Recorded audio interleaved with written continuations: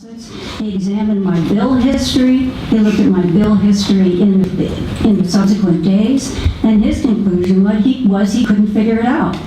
What he posited was that in some instances there is water theft, and it is definitely a problem near the beaches where surfers will go and try to hose off on people's property, or sometimes people who are homeless will try to access out exterior faucets. My faucet is in my front yard, and it is visible from the property line, but again, in 30 years I have not had that particular problem. Anything else? Thank you. Any questions or comments for me? We're mystified ourselves, but it seems like it was a water theft to me, that someone stole water from me. And Roy Sykes suggested that I get a faucet lock to apply to that exterior faucet, which I will do after this hearing. He also suggested when I take another trip, and I take one a year, that I turn off my water, which I will do. Thank you. Thank you. Anyone else? My name is Nina Beatty. One of the traditional problems with AMR meters and AMI meters is overbilling. And if you check out the media reports in the newspapers across the country, you'll find that these are fairly universal problems.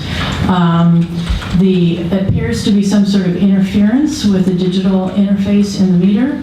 And if you look up California American Water Company in Monterey County, I live in Monterey, and the news media has been full of reports. We had a $24,000 bill over there. And unfortunately, it fell on an attorney who's very well equipped to do investigation.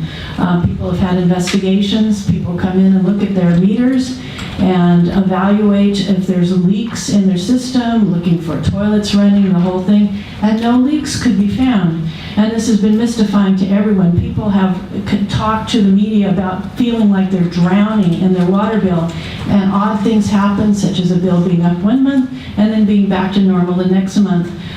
This is known in the industry, well known in the industry, that their meters are causing this, and yet there hasn't been an investigation by the appropriate boards to say that something needs to change. Analog meters didn't do this. You know, there's water theft and leaks, and that's it. But with this sort of situation, there's these false readings, and CalAm even had the temerity to go up to the CPUC and say, we want to be reimbursed by the ratepayers for these credits that we're giving, even though there was no actual water that had been used by the customer. So I would ask you to examine the meters that you're using and look into this problem, because it's well known by the industry and it's well known by those who've been studying this issue for quite a while. Thank you. Okay, thank you. Anyone else?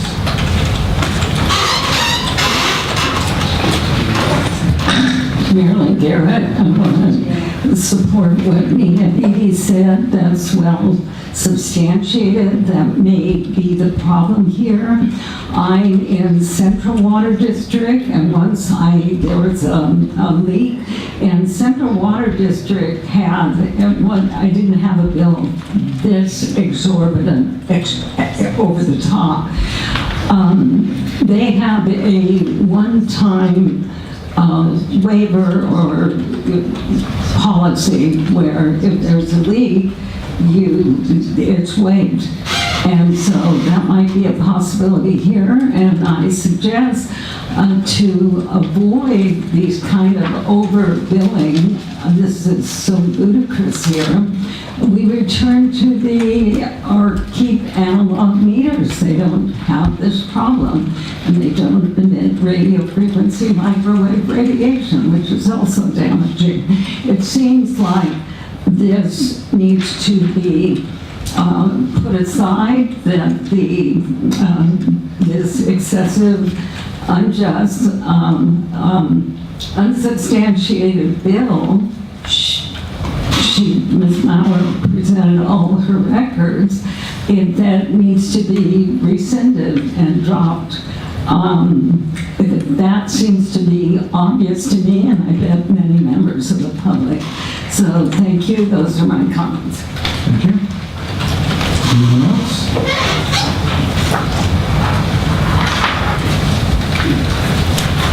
one of these to each of you? How do I do that? We're not going to read them, so. I'm going to read it, but I want you to have them in your hands. We'll have them in the packet. You can use my time, but could you just each take one? And I just want to read a statement just for the staff. Thanks. I can't get them into your hands. We'll listen to you, but if we don't have time for oral Can't read reading. and listen at the same time. Yeah, so, Hi, my name's Glenn Chase. I'm a university professor.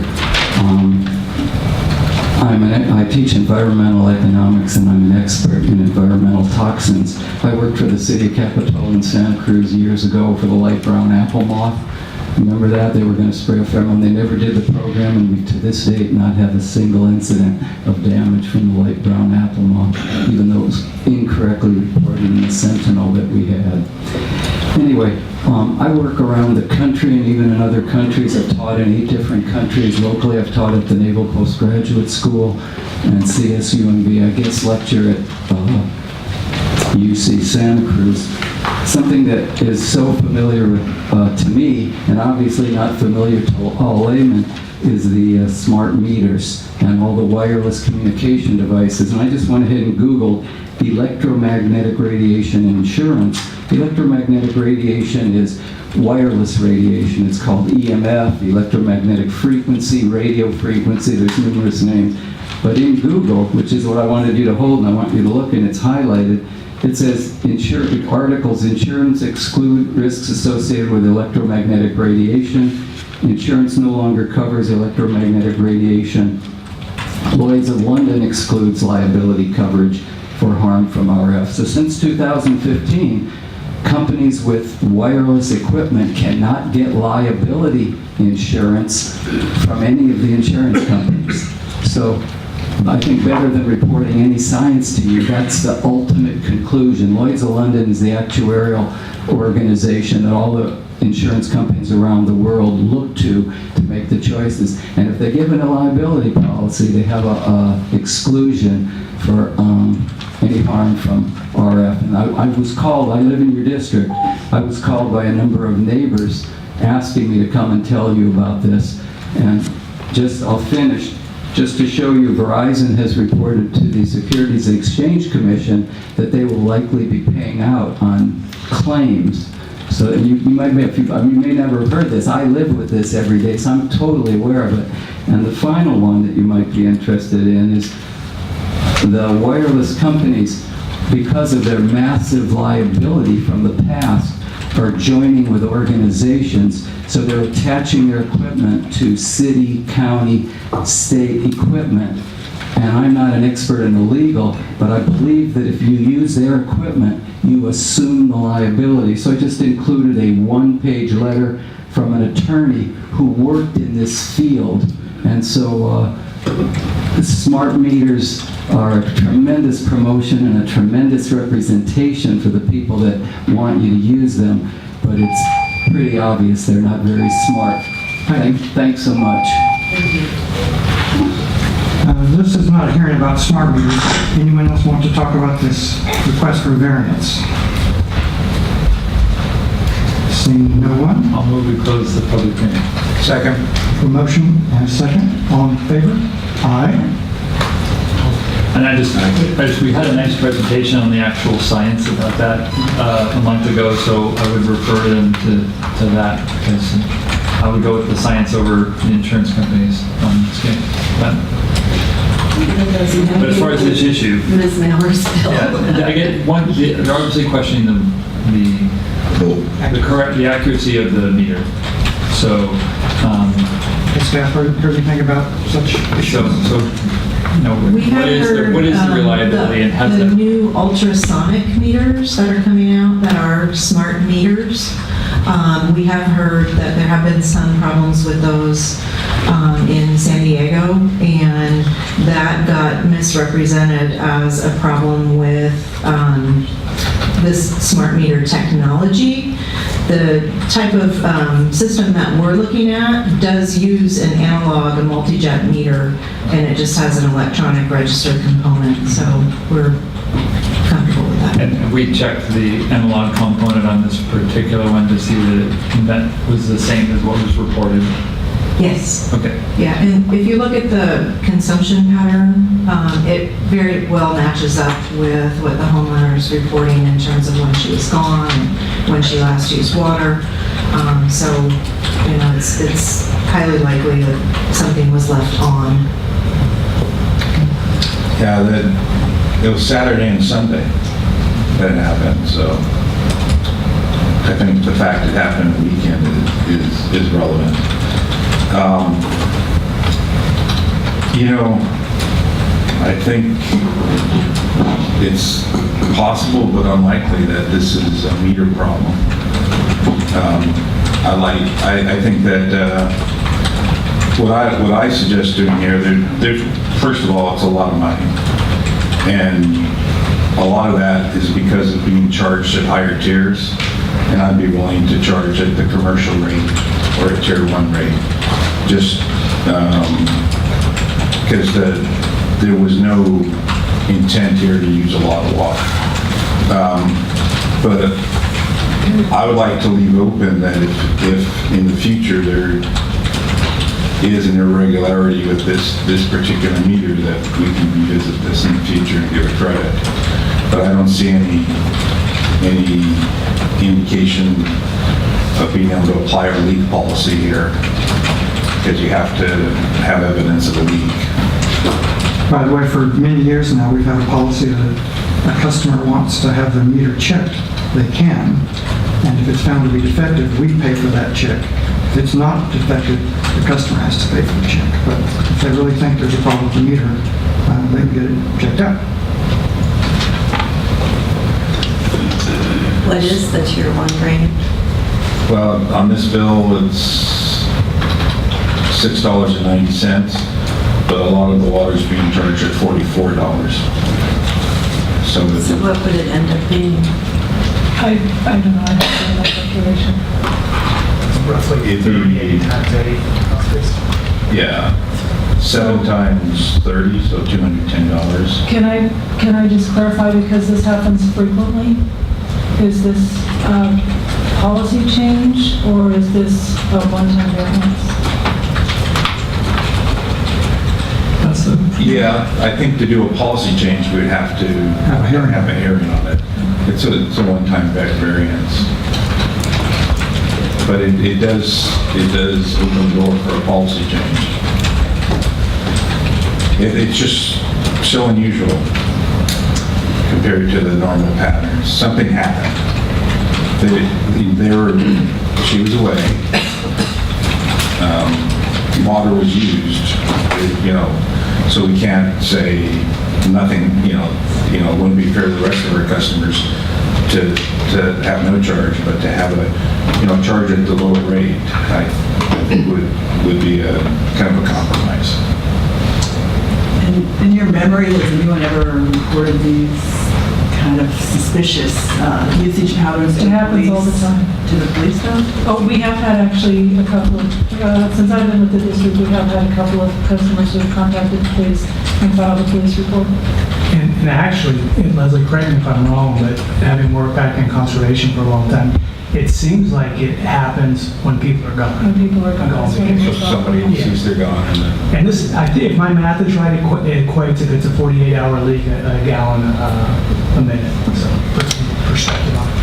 Yeah, I think two things. One is that the tier 1 rate wouldn't necessarily be right, but potentially the commercial rate, which actually covers the cost of producing water, would be more reasonable. But I also would think maybe we should look at what we charge these for and bring the policy back as well. I think if we're doing this for one person, we can't say. Exactly. We can't just do it for one person that came to us. I mean, I think that I agree with Dr. Jaffe. I mean, it's unlikely this is going to happen again. I mean, the goal of the policy is to have people take care of leaks so that they don't happen again.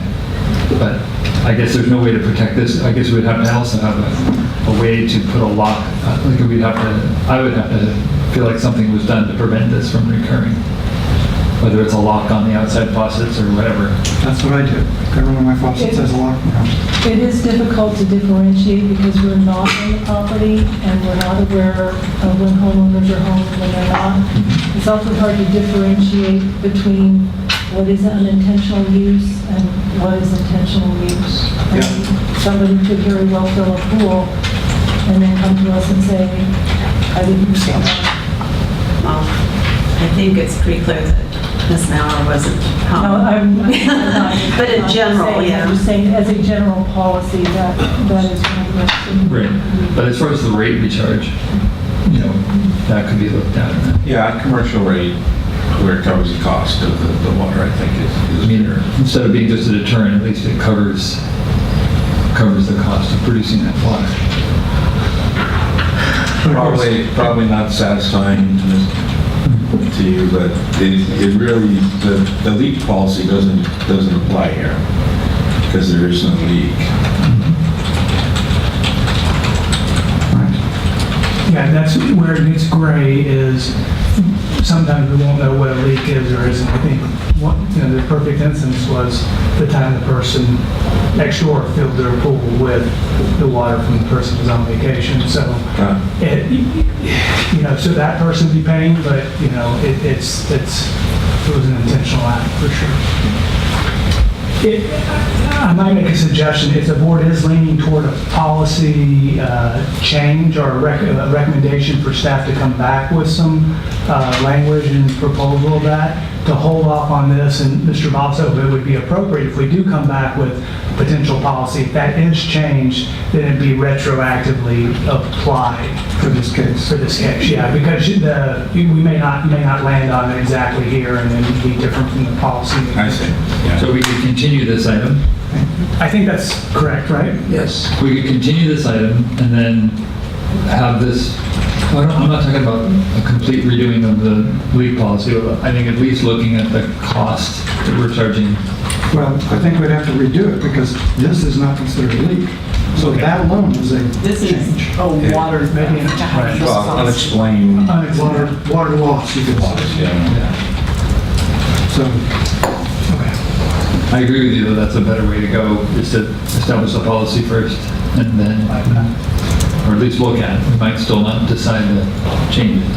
and by the way, I was thinking this morning when I was reading through the packet that we might want to also consider changing this leak policy when we have the RMI, the AMI, because that opens things.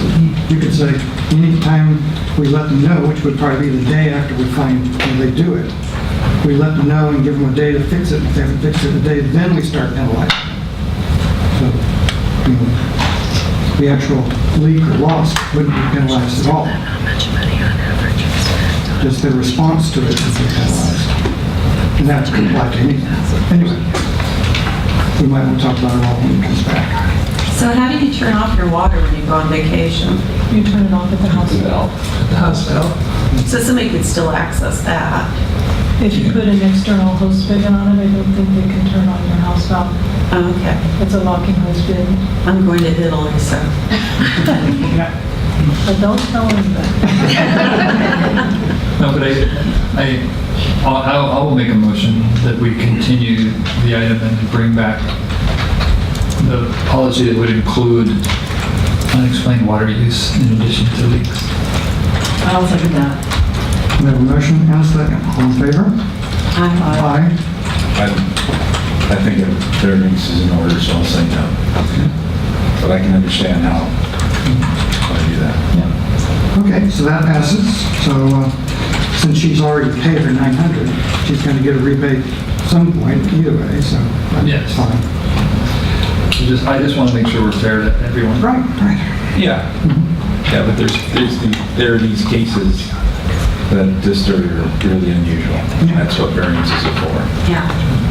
Right, but I don't think it, from staff's perspective, this is completely unusual. No. There's a lot of people in the same boat. All right. Well, And if it's unfair to her, it's unfair to everybody, and we should fix it. So they're just not here right now. And just to give you this perspective, we do grant about $250,000 a year in leak adjustments. for the leaks. All right, well, there's another public hearing, item 2.2, public hearing, first reading for ordinance 1801, superseding 1601. And that's me again.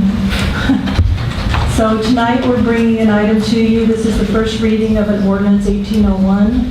Ordinance 1601 is our ordinance fixing rate charges and fees. This would be an ordinance to replace ordinance 1601, and it's done in accordance with the written of mandate that was provided to us by the Court of Santa Cruz County. And we are proposing that we rescind the collection of Tier 2 water rates effective July 1st, and all water consumed up to 8 units of consumption would be billed at the Tier 1 rate. The second part of that is we would rescind the collection of private fire protection fees effective July 1st, 2018, until such a time as we can provide a recalculated meter equivalency number to the court, and they would then go ahead and let us know what rates we could charge for private fire protection services. And at that time, we would probably bring back an ordinance that would supersede ordinance 1801. Any questions of staff? Okay, this is a public hearing. I'll open it for anyone to address us on this item. Good evening, Cherie Bobby, and I'm only confused. We had a presentation at 5 regarding rates, and I assume that topic was regarding funding for pure water. That whole hour. It's our whole financial plan. It's wrapped in Okay. Some are assuming we don't get a supplemental supply. Okay. So now you're talking again about rates, but what does this have, your discussion now have to do with the rate discussion in the previous session? This is just past rates that were adopted 3 years ago, and a glitch was found. Is that a good term? Well, the court determined the glitch was found. We haven't yet decided whether you're going to appeal or not. But we're following the court's mandate to make the recalculations that were ordered in the writ of mandate in the event we don't appeal. Well, thank you. That's what I meant. Okay, thanks. Anyone else? Well, I'm the cause of this public hearing. You guys remember me? I'm John Cole. And I have a couple of comments to make. First of all, the first one I want to make is I want to commend you on proposing to adjust the commercial and irrigation rate, the water quantity flat rate. I was worried that you would not consider this in conjunction with the reduction of the Tier 2. I see that the fee was adjusted down to 63 cents from $9.97 to $9.34. That's page 17 of the packet. However, it appears that you did not take into consideration that the fees were subject to an across-the-board 12% increase.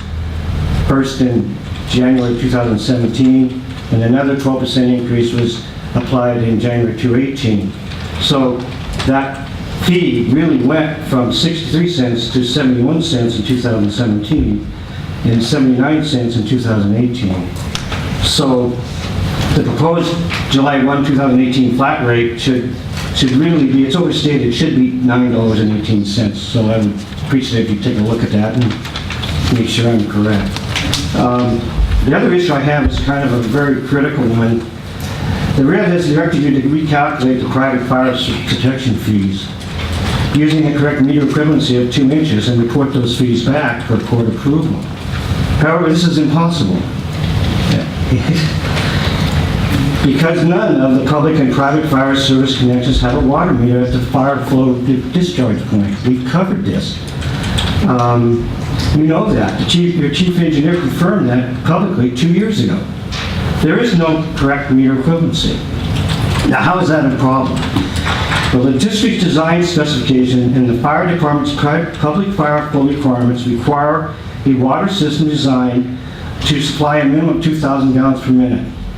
But the rate study in that equivalency schedule states that the district hydrants have a maximum continuous safe flow of only 1,400 gallons per minute. Only 1,400 gallons per minute, not 2,000. So that whole equivalency schedule is understating the flow. And so therefore, the cost allocation between public and private is invalid because more costs are associated with the private. Okay, you see that, where that's going? So really, you can't do this. And just correcting the 2.5 inch to 2 inch is not going to suffice.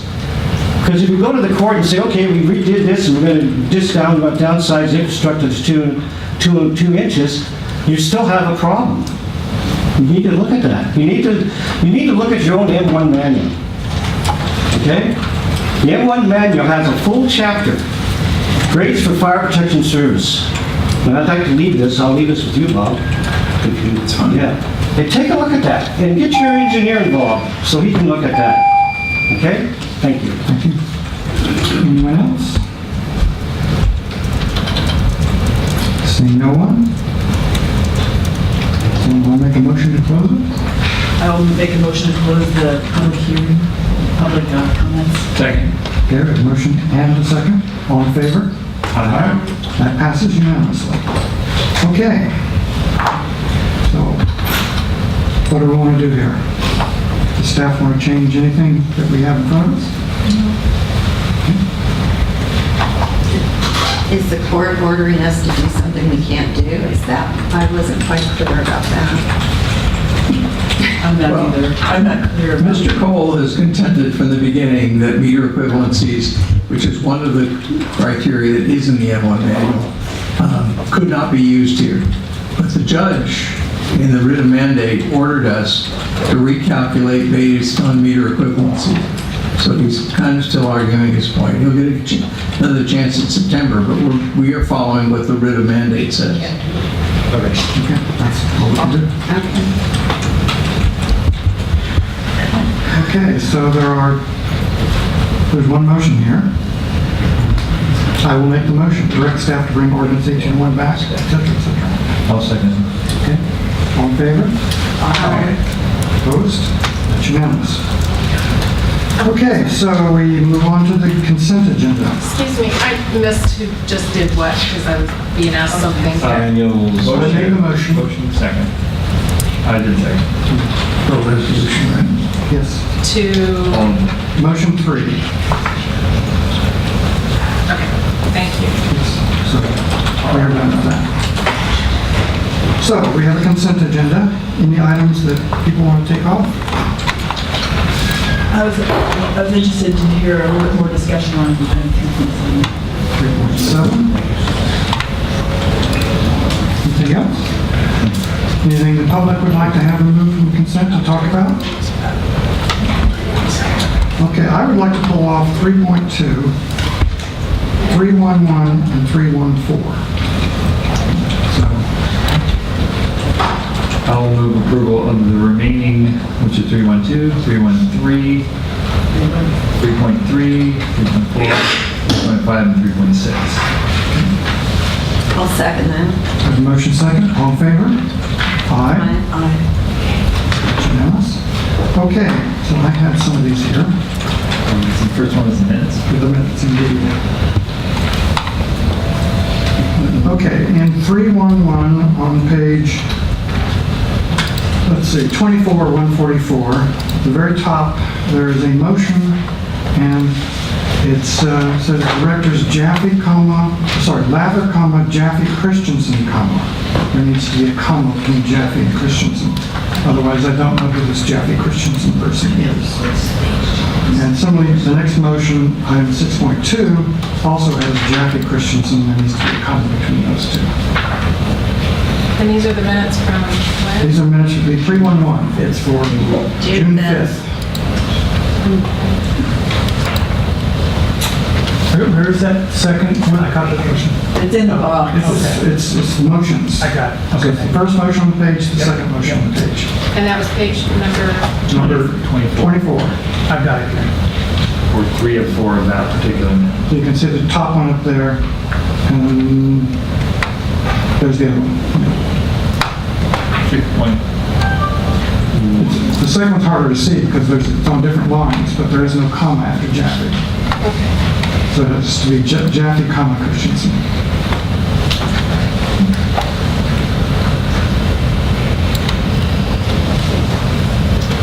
Okay.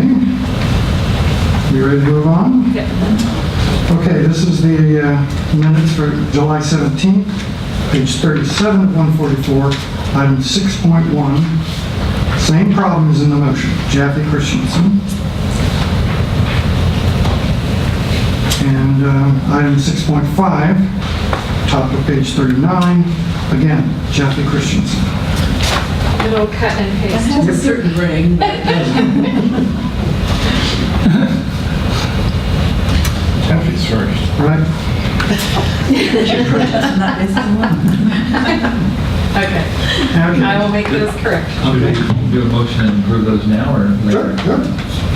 And I'll move approval of those two I'll minutes. second it. Okay. All in favor? Aye. Aye. Unanimous. Okay, I had questions about 3.2. And it's the very first item, Brown and Caldwell, 1.46591, almost $1.5 million for our consultant. Have they finished building our project now? That's it's a big piece of change. It is a lot of. I have to admit that when we've had meetings with them and we see people coming from all over the country to these meetings, I wonder in some cases they just sit there and, are we racking up? So I would like to ask staff to look at these bills and make sure that this is indeed true. And in the future, watch out more carefully and make sure that we are not spending money on stuff that we don't really need to have. Inviting people to come to meetings where we pay their expenses and they really don't contribute to the meetings, that's a big waste. And we need to make sure that doesn't happen again. Okay.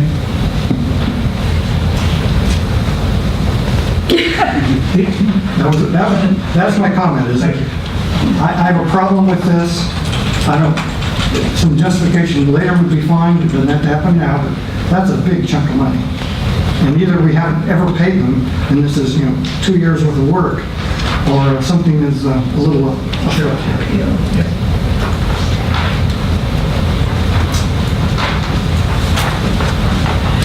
Okay, It looks like somebody does want to No, I think we can provide. I did just want to note that that's a purchase order, so again, those are items where we do I know. bill, so we will watch and know what you said. Yes, bill against, right? Okay, and there was some questions on 3.7. Yeah. Oh, yeah, it was just, it was a denial of claim. I just wanted to understand the rationale for that. So typically in a claim such as this, we go ahead and settle it in-house. But because there was some inconsistency in the amount of the claim, I talked to our representative at Aqua JPIA, our claims adjuster, and she said her recommendation was for us to go ahead and deny it at the board level, and they would go ahead and investigate and send the claims adjuster out, because the amount of damage that was done was right near the meter, and it should have been just a couple of hours to fix it. And the invoice that we received from the customer on this claim was actually to replace their entire service line from the meter to the house over a 3-day period. So when we couldn't reconcile that discrepancy, that's when Aqua JPIA said, please send it to us and we'll step in and investigate. So this is just a formality, and then they'll take it from there. And is there a cost to us when we have somebody from Aqua JPIA come out? No, it's the other way around. Under our contract with the JPIA, it's like your insurance company, you have a duty of cooperation. So if the claim is at a certain amount, they want to adjust it. They don't want us to adjust it. Right, and if below that $2,500, we have the option of paying Right. it. One of the things that just caused me some confusion, I didn't know what the damage was. It wasn't really described very well, so I didn't understand what the claim was for, or...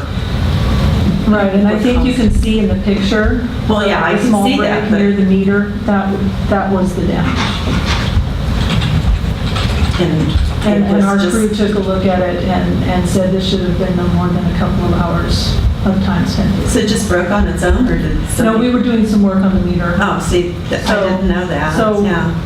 the district isn't denying responsibility. Oh, We're just saying because of the discrepancy in the amount being claimed, we're referring it to Aqua JPIA. Yeah. So what happened in a situation like that, if it happened like on another weekend It looked like it was the holiday hours and everything, and so a customer doesn't have access to the district workers. Right, so typically they would hire a plumber who would come out and assess the damage and take a few hours to repair it, and they may be charged more for that because it is a weekend or a holiday weekend rate. But I think what we were contesting was not so much the holiday weekend rates, but it being a 3-day fix and an entire service line from the meter to the house. You know, I guess what concerned me is that maybe the customer is at the mercy of the plumber who showed up on the weekend. That will be determined by Aqua JPIA when their claims adjuster investigates this a little bit more. So I'm fine, and so I just move to approve that. To deny the... Deny the claim. Let's see, there's 3.2. We don't need to approve that, do we? It's just for information. Correct.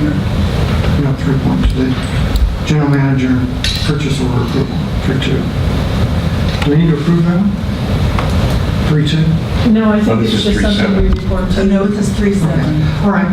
Yeah, so you have to, Yeah, we have to do 3.7. So I'll second Director Christensen's motion to deny the claim. All in favor? Aye. Aye. Opposed? That's unanimous. So we move on to oral communication. So this is the time to address us on any item not on tonight's agenda.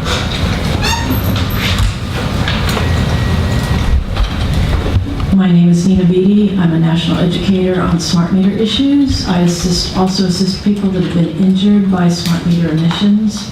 I have a website, Smart Meter Harm, that publishes international information for the public and has been up since 2012. My report for California legislators that I compiled in 2012 is available on my website. And I spoke to California legislators last year at testified to two commission hearings on wireless impacts. I will be speaking to the CEQA issues when that agenda item comes to the board, but I wanted to speak in general terms now about the smart meter program. A person would have to be living under a rock in Santa Cruz County to have missed all the uproar and the problems with smart meters, with PG&E smart meters starting in about 2010. There was a Board of Supervisors moratorium, and then there was another Board of Supervisors moratorium and other actions. There was a Health Department report. But I know that you didn't live under a rock, and I know that you received regular updates from the public about information that was coming out on smart meters. And this was to counteract the Kool-Aid that comes from the industry, that there's supposed benefits and that all is well. These industry benefits have been debunked by experts. And I'm perplexed tonight because this board has been considering smart meters, AMI meters, and has already installed AMR meters quite some time ago. I'm perplexed about this solution for ratepayers. And I'm perplexed also because your AMR meters malfunctioned under warranty, and not a few, but thousands.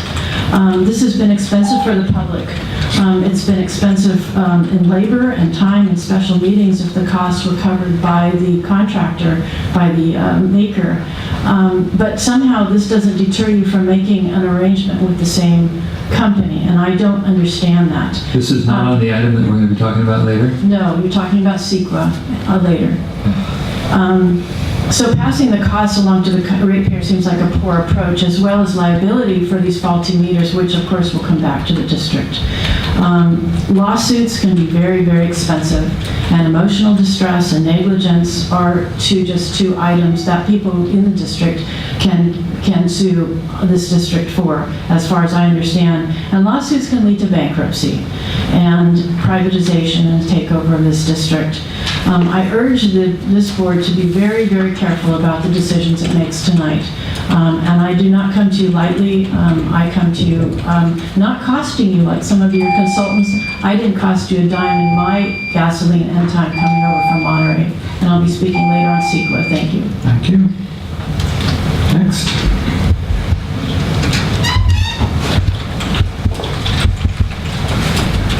Thank you. Good evening. My name Becky Steinbrenner, a resident of Aptos.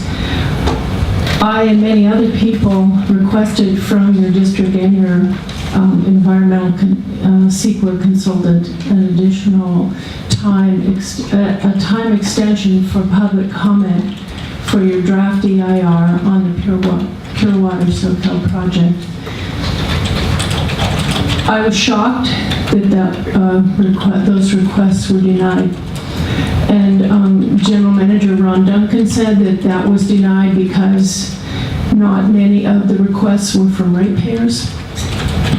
And the cost to the ratepayers in the delay to the project, which you continue to claim you haven't made a decision to choose yet, would be $14 per service connection.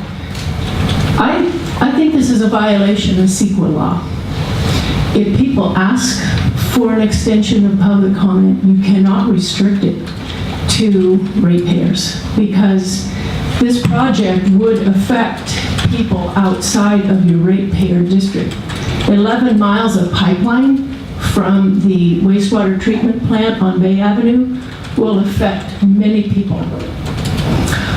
I have asked you at other committee meetings to please reconsider your decision to deny an extension of public comment time for your very complex and lengthy document, the draft EIR for Pure Water Soquel. And I'm asking you again, I have also submitted my request many times in writings, as have other people. I'm protesting your decision to deny public comment time extension, and I ask this board tonight to reconsider and allow the public more time to read thoroughly your document and submit comment that could actually improve the project, should you really choose to take this project on. I think you have violated CEQA law, and I think that you are possibly opening yourselves up to a lawsuit by denying public comment when it has been requested by many. Thank you. Thank you.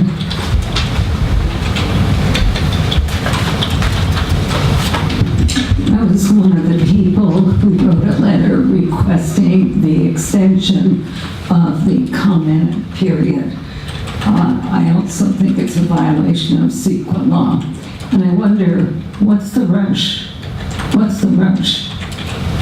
This is a huge document that needs to be looked at carefully.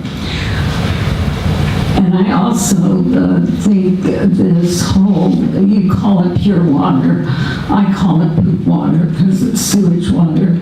But as I've been learning more about it, I kept thinking injecting these chemicals deep into the ground, that sounds like fracking, putting these toxins down there. We know there are always accidents, and this county has a ban on fracking. Anyway, I just think so often the labels put on things or the descriptions mislead and deceive the public. And I think we need to have reality comments. So anyway, that's on that topic. The other thing is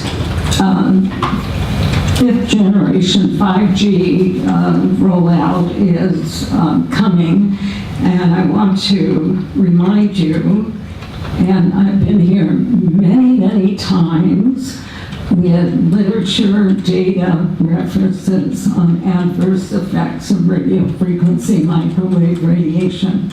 Not one of you can say you never heard there was a problem. It's well substantiated. Another indication of it is this detector of microwave radiation. This is picking up from the totality of cell phones, cordless phones, antennas, Wi-Fi. I'm going to give you a copy of the 5G appeal on the harmful effects of radio frequency microwave exposure, which have already been proven. This is a recommendation for a moratorium on the 5G rollout Over 230 scientists from more than 40 countries have already expressed that I'm reading the language. There are serious concerns regarding the ubiquitous and increasing exposure to EMF generated by electric and wireless devices already before this additional 5G rollout. They refer to the fact that numerous recent scientific publications have shown that EMF affects living organisms at levels well below most international and national guidelines. The effects are devastating. I'll give you copies. We need to halt this harm. Thank you. Thank you. The next person?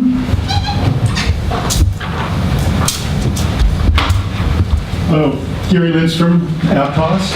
I also object to the time extension not being given to people that were trying to work on the CEQA draft.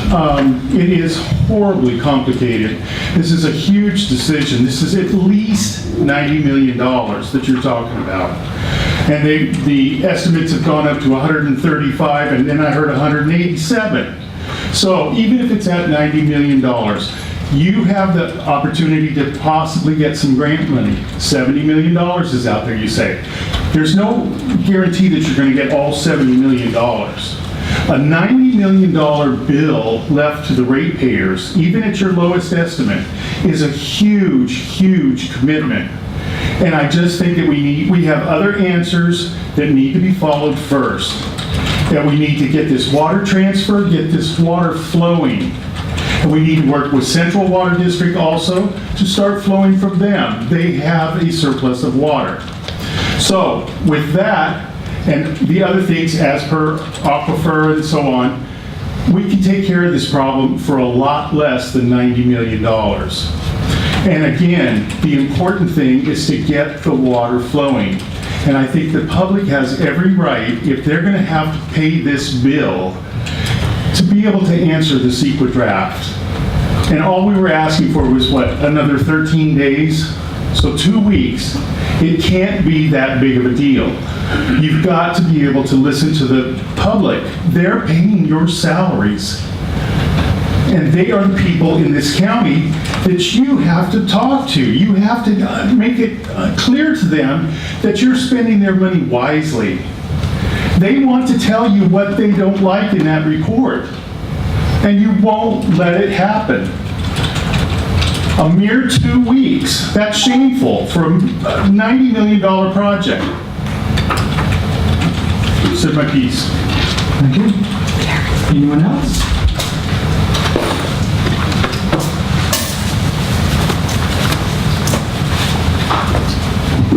Yes, hi, Bruce Tanner, Santa Cruz. I have here CD recordings for all of the board from a program on KPFA radio last week on the 14th of Dr. Martin Paul. He is a PhD professor and researcher who has been researching EMF radiation for 2 decades. And he says in the course of this interview that the more he researches it, the more shocked and disturbed he is. And I have been researching EMF for quite a while, and in listening to this, about a 45-minute interview, I was shocked beyond imagination. We are seriously facing an apocalypse that is going to affect the entire civilization of the developed world. And nobody is paying attention. We are being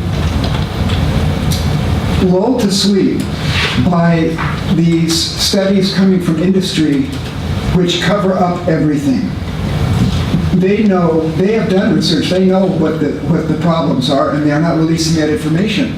They're releasing that information to the FCC, but the FCC calls it proprietary and won't release it to the public.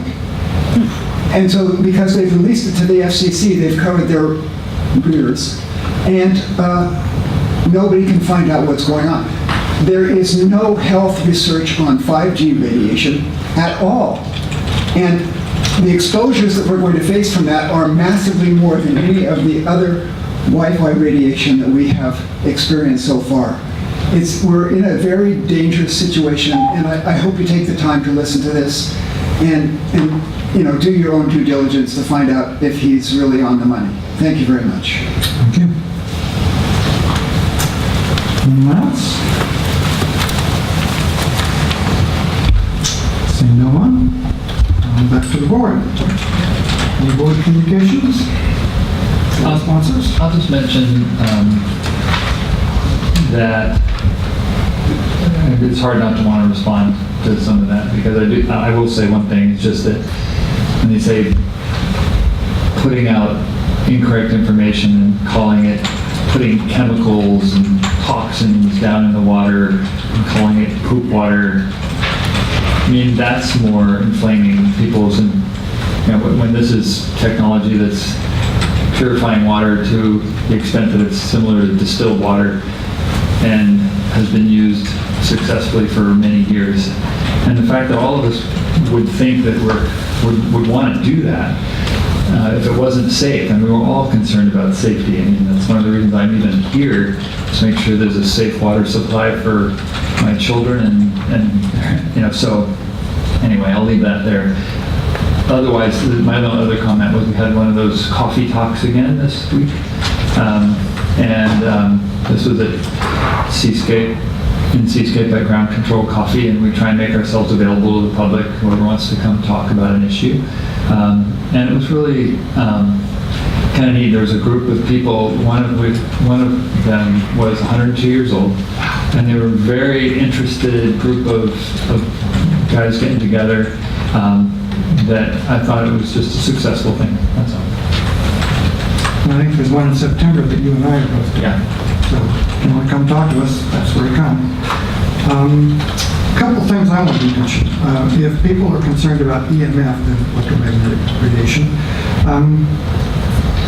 then you should be rooting for AMI, because the current AMR system we have turns on every 11 seconds to transmit. And with the new system, it'll turn on once every 12 hours to transmit. So whatever radiation there is much, much, much less than it is now. So this transition is a good thing. Finally, about the EIR, I've told everyone that's asked that it doesn't stop with the comment period. So continue looking at it, continue studying it, continue to submit concerns, because I know in the past we've done EIRs, and the very last day when we're sitting there trying to decide whether to approve it or not, we've made changes to it based on input. So if you think you have a good idea or something's wrong, let us know even the last day, which would be months from now. And so it's not over. It's just that was a time when people can look at it. And I know some people didn't. I talked to a couple of people a couple of weeks ago. They didn't even start looking at it until August. So, we submitted this in June. The whole month of July went by and they didn't look at it. And then, they were upset that they only had 2 weeks in August to look at it. And they didn't bother to look at it for the entire month of July. So, but I told them the same thing. Don't stop. Continue studying. If you find problems, let us know. Go ahead, Noah. I did just want to note that in terms of the draft EIR for public comment, there is an official close, which was August 13th. I do, appreciate that the board is encouraging public comments to still come in regarding issues or concerns related to the project.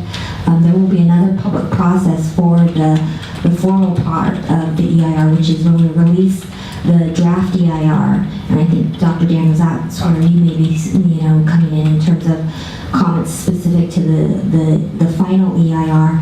The final EIR will include the comments that came in from the June 29th through August 13th, and that will have all of the comments plus a response to comments. It will have some additional things from ESA, and then that will have another public comment period, and then it would go to the board for certification and project approval. That's right. Thanks for that clarification for schedule. So, And if you like, I also have a slide. I know it was important to the board to get out as much information as early as possible. I can show that regarding the draft EIR. Shall we do that? So just to the,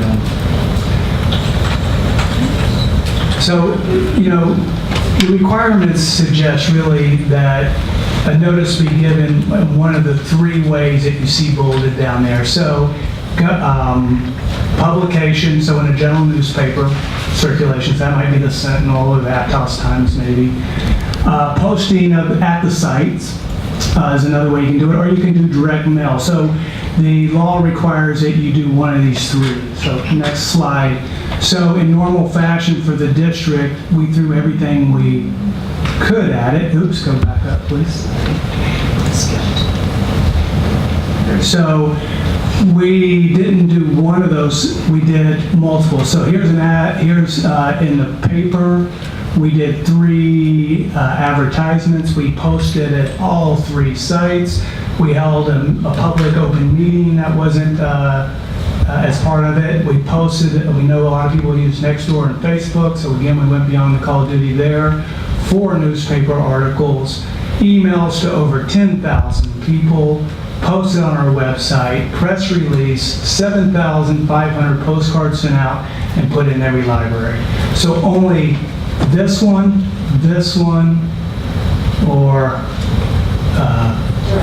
direct mail was required, but we went ahead and did that. And I think the telltale, none of the regulatory agencies requested a time extension, and they're the ones that usually do the most thorough review. So anyway, I just wanted to put that up there. And there is a cost associated with that if you assume that the project moves forward. And we've calculated that in our cost that we presented to the board, earlier, and that's a $5 million a year escalation cost. And what I previously said, if you took that $5 million escalation cost per year and you delay it by the time extension, which is basically half a month, it does roughly come up a little under $250,000, which is roughly $14 per connection that we have. So taking all that information in totality, and this is not to mention all the board meetings that we've spoken at and private groups where we've given out information, I think the 45-day comment period is sufficient. any other director comments?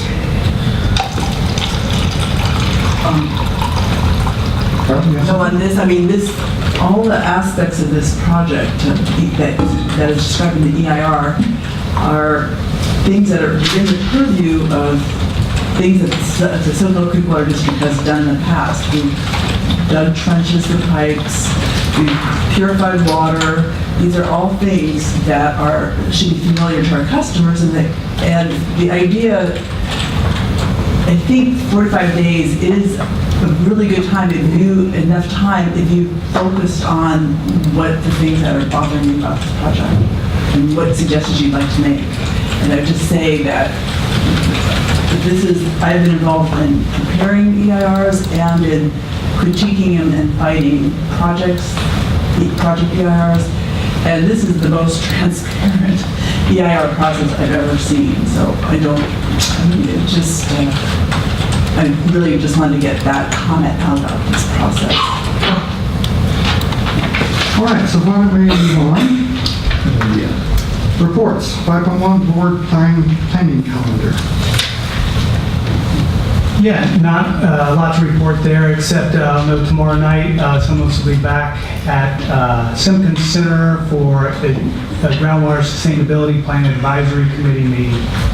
We can talk a little bit about that more on the NGA item if you want, but this lists things out. We just went through a host of our standing committee meetings, which we did induct, if you will, the new committee members, one which showed up earlier tonight for the finance meeting, which is great to have them on board. Any questions by the board or the public on that? And now we move on to 5.2, special board assignments status report. Yeah, nothing really to report there, except the groundwater modeling I will take note of since it's in red, and that's how we differentiate new items. That was postponed. It will be talked about a little bit tomorrow night at the GSP committee, but just due to the timing things, timing with the hydrologists and everything, we delayed that. Can I say something? Yeah, definitely. I would prefer it's in September, not October. Okay, great. If you can do that. Okay. Any questions by the directors or staff or public? Seeing none, let's move on. 5.3, quarterly organization-wide status. Okay, I'll start conservation customer service field. I'll just add that we did make an offer to Jacob Arnold for customer service field worker 1 position. That was a vacant position due to retirement, and he accepted, and so he's on board. So that'll be nice having another person in our department. We've been running lean. Questions? Engineering? Taj? Good evening. Just 2 items. The most important one is that we did only receive 1 bid for the civil improvements at the Granite Way well. It's going to be my recommendation that we bring back that bid to you and that I ask you to reject it, and we will package the project in a different manner, maybe acquire some of the electrical cabinets that are long lead items, as well as facilitate just with our own staff subcontracting to a well driller to install the pump, and then kind of it'll be a little bit more manageable. Maybe it'll attract some of the local contractors. It's just a terrible bidding climate right now. It's $200,000 over the bid. It was a $977,000 bid, and our estimate was $714. So. And we feel pretty confident in that estimate that it shouldn't even get up to that level. So we will move forward, and you'll see that again in September. And the other one is just want to make sure that if anyone didn't hear the presentation from Black & Veatch on the bench scale testing results for compatibility with Santa Cruz water and district water, they're going to be doing another presentation on August 27th, which is next Monday, at the Water Commission meeting in Santa Cruz. Yeah, I just have a question on that last sentence on that one. Black & Veatch also confirmed the monitoring prior to any transfer could be done prior to the zone isolation if the district's wells are not back in service in time. Okay, let me also, I will explain that. No, let me explain that. But also, I think during the presentation here, the board asked about the pH range that would be acceptable if the city's water was a little outside of the range tested. And so they did confirm that we have a little wider range than was tested. So that's good news. And then our intention was to isolate the zone prior to accepting any water or purchasing water. That could only be feasible if the 3 wells in that area, or 4 wells, were O'Neill Ranch, Main Street, and Garnet were online. And right now, O'Neill and Main Street are both out of service. We wanted to know whether we could still move forward with tree test monitoring prior to the transfer, just as it is today, which would include, more water from other wells that wouldn't be there during the transfer. Black & Veatch thought that wouldn't be detrimental to the monitoring plan, and that we could move forward with that if we had to. So the water quality of the other sources is close enough? Right. But then they're still recommending isolation when the transfer actually starts? Correct. Okay. And if the 3 wells are not up by then? Well, during the transfer, we wouldn't be using the wells. Well, that's assuming we get enough water transferred to fully serve that Right, zone. that's true. I guess maybe one of the wells could make up the difference, maybe. We anticipate those wells will be back online in, during November, December period. It's the 2 months prior that we would have a hard time, and we'd have to kind of start that real soon. Thank you. Yeah, you're welcome. Any staff questions? Any public questions of the staff? No. Okay. Well, speaking of those 2 wells, the well modification work at O'Neill Ranch was completed last week, and we're in the process of disinfecting and testing that well, and it may be back online as early as Friday or Monday, and we'll be able to see if it worked, the last iteration.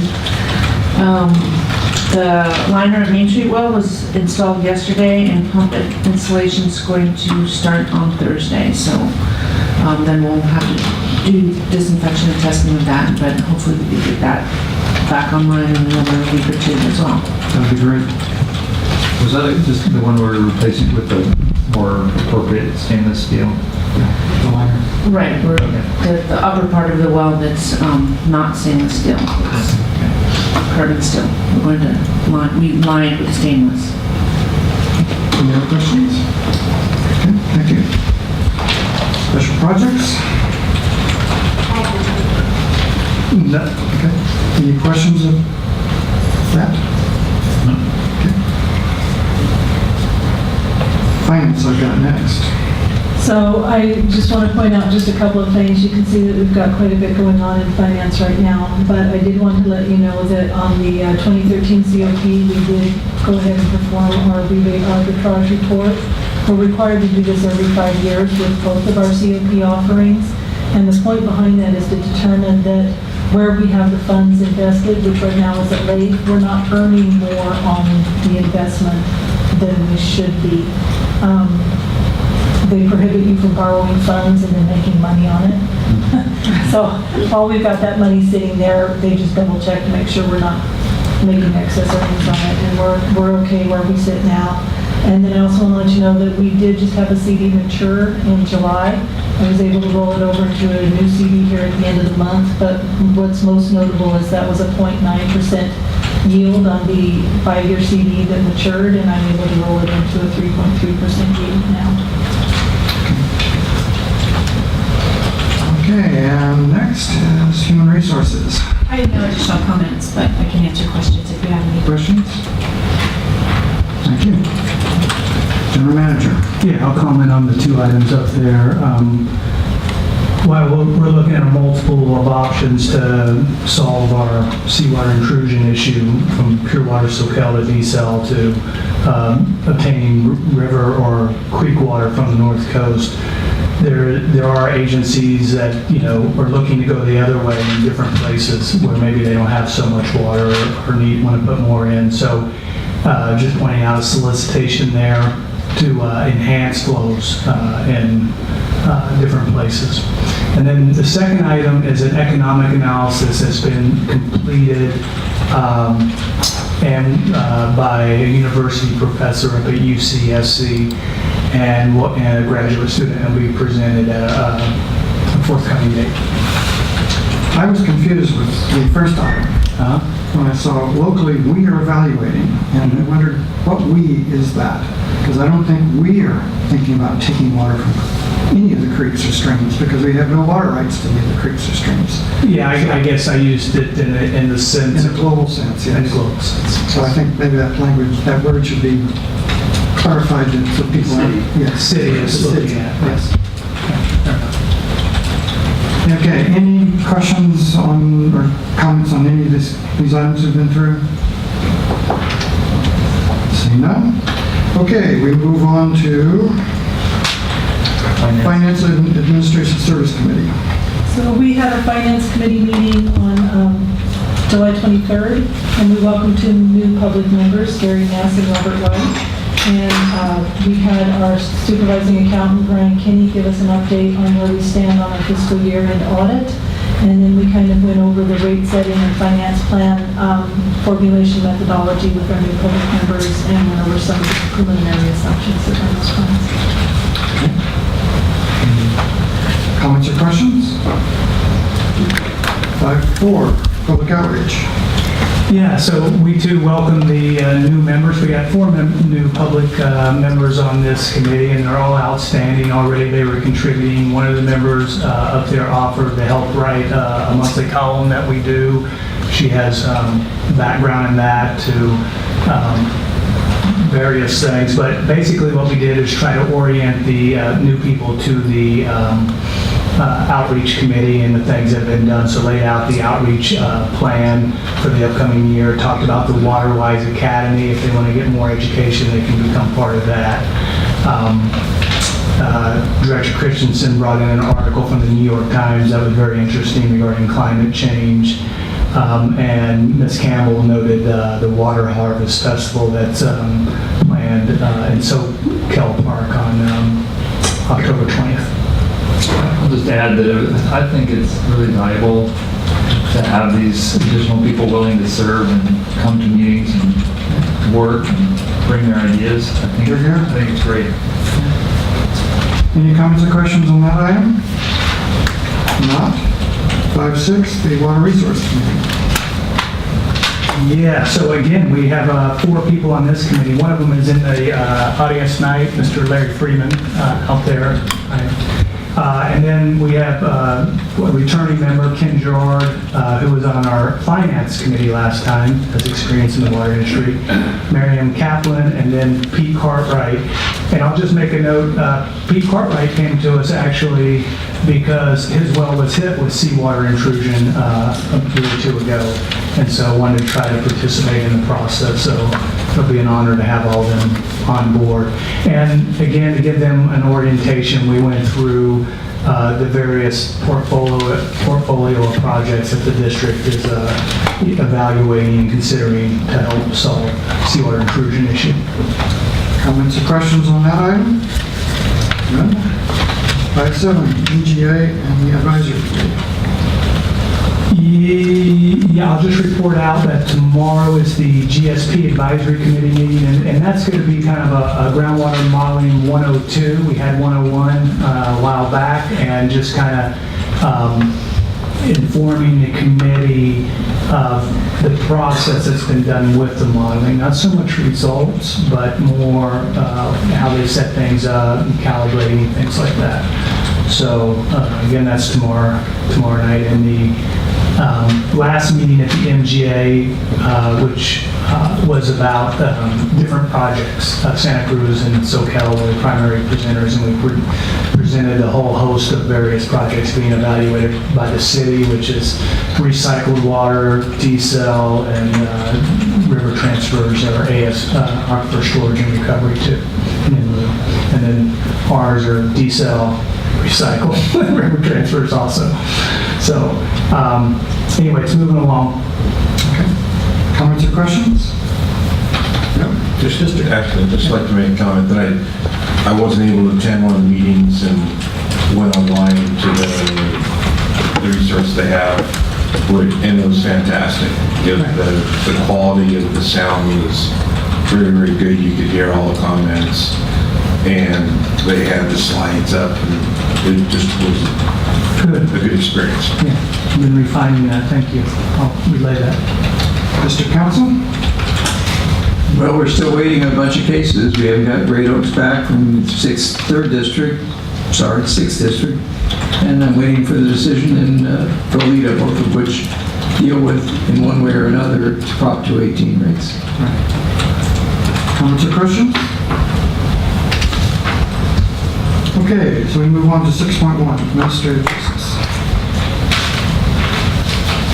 Will serve letters. Raj, did you want to jump in on that? That's okay. Or Shelley.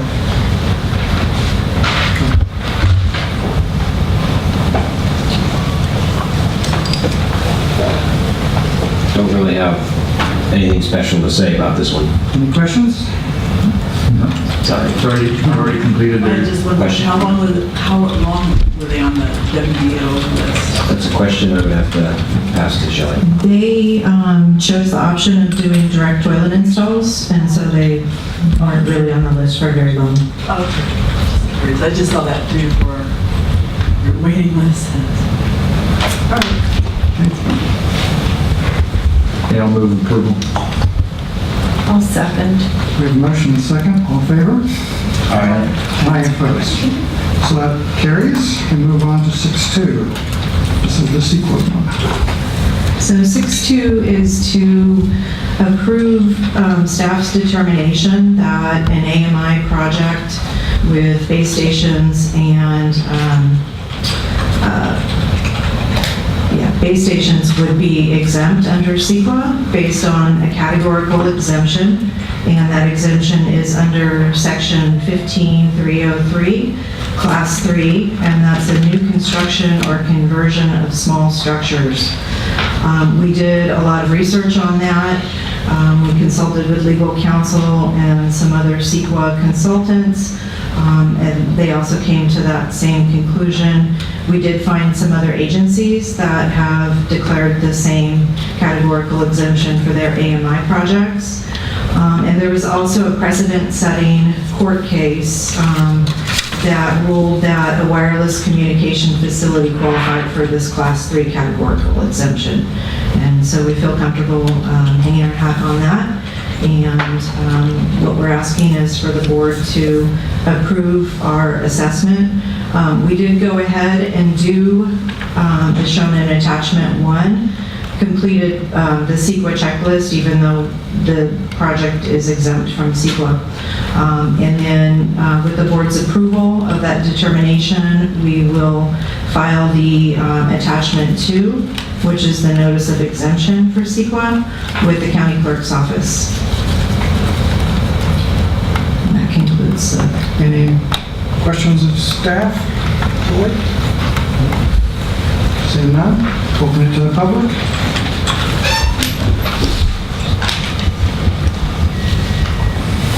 My name is Nina Beatty. CEQA exemption is not appropriate for this project. And AMI meters are often told to the public that they only transmit so many times a minute. And every single claim from companies that I've seen has proved false when people have gone and actually measured the pulses. So I would expect this would be the same. An exemption is inappropriate because this is a known and recognized environmental has impacts, especially to sensitive receptors, and as well it has ADA related problems. As I said previously, the Santa Cruz Board of Supervisors in 2012 requested a report from the health department, which was entitled Health Risks Associated with Smart Meters. And in it has information about the health risks attached to this program, this type of program, including impacts to people that are electromagnetically sensitive. Electromagnetic sensitivities was recognized by the U.S. Access Board in 2002 and again in 2005.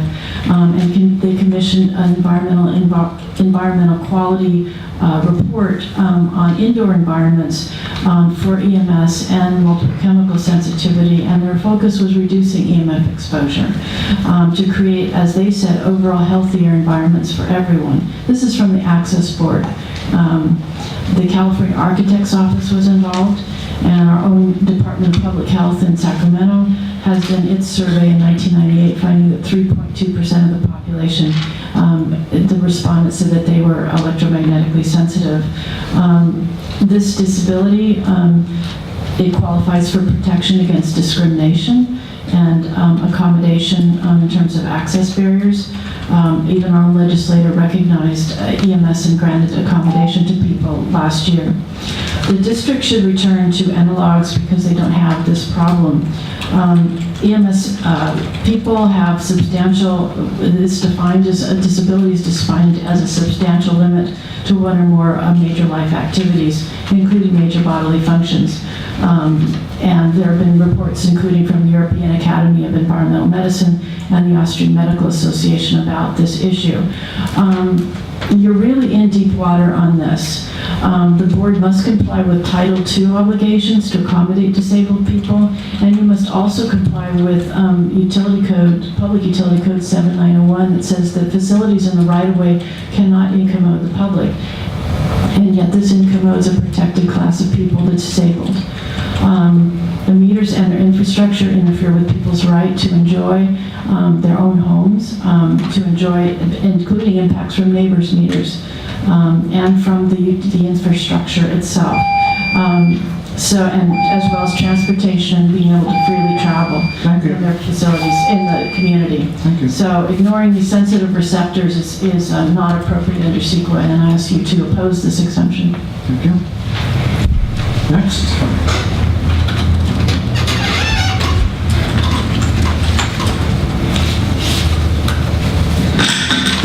Becky Steinbrenner, resident of Aptos. Thank you, Nita Beatty, for coming all the way from Monterey County to provide your board and staff with this information. I also feel it's inappropriate to issue a categorical exemption, CEQA exemption for this, when there has been no consideration given to future sites and impacts of transmitter towers, other radio equipment that will possibly be required to gather the information from some of the mountainous canyons like Cathedral Drive. You'll need to have something hot, and I have not seen any locations for any of that equipment.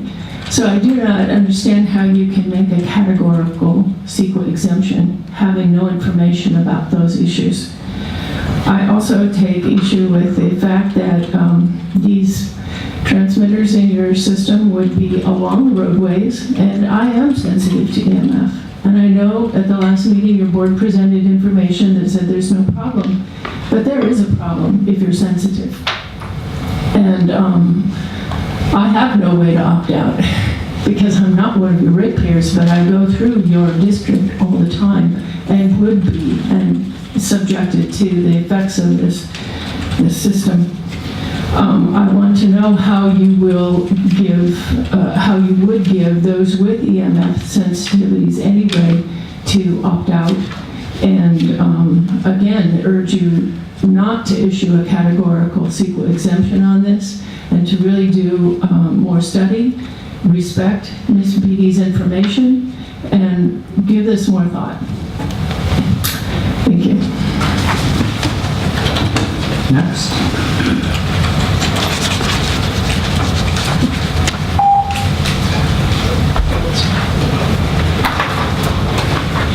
Marilyn Garrett, part of Wireless Radiation Alert Network. I also urge you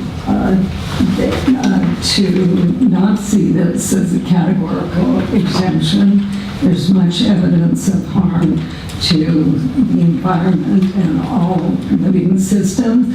There's a publication called Bees, Birds, and Mankind Destroying Nature by Electrosmog, translated from the German by Warnke, speaks of functional impairment caused by the superimposition of these pulse-modulated frequencies over the natural.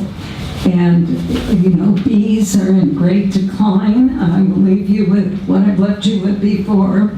Mobile communications, the cause for the global disappearance of the bee. And you know, we cannot live without the bees and the pollination of the plants that they provide. You know, you said earlier you believe things are safe.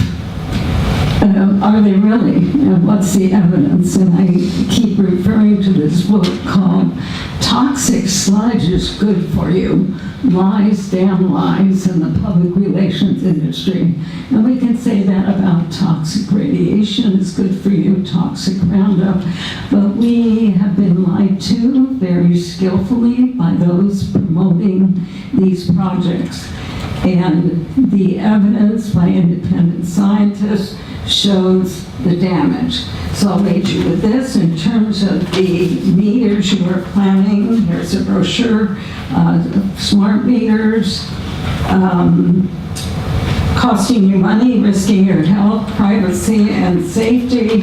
And there's quite a section on in here on the AMI meters. And it's very different from what you said, Mr. Daniels. Here's just part of it. AMI uses a mesh network of wireless pulses between meter and utility antennas and can remotely shut off power These are pulsing, some of these meters, 190,000 millisecond bursts of radiation a day. You may be told by the industry certain things, but, believing the telecom industry is like taking the word of the tobacco industry about the safety of their products. Also, I will leave you with images of red blood cells affected by electromagnetic wireless radiation, including pictures of animals living by these cell towers, very deformed. And all of life is negatively impacted. Please listen to the CD you received. Thank you. Thank you. Anyone else?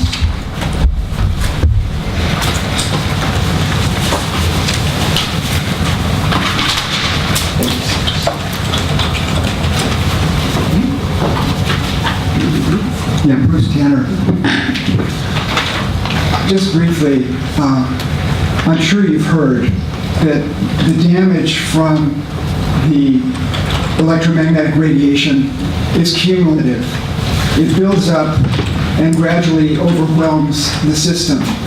There are, at this point, a lot of research projects on animals that shows their physical functions failing.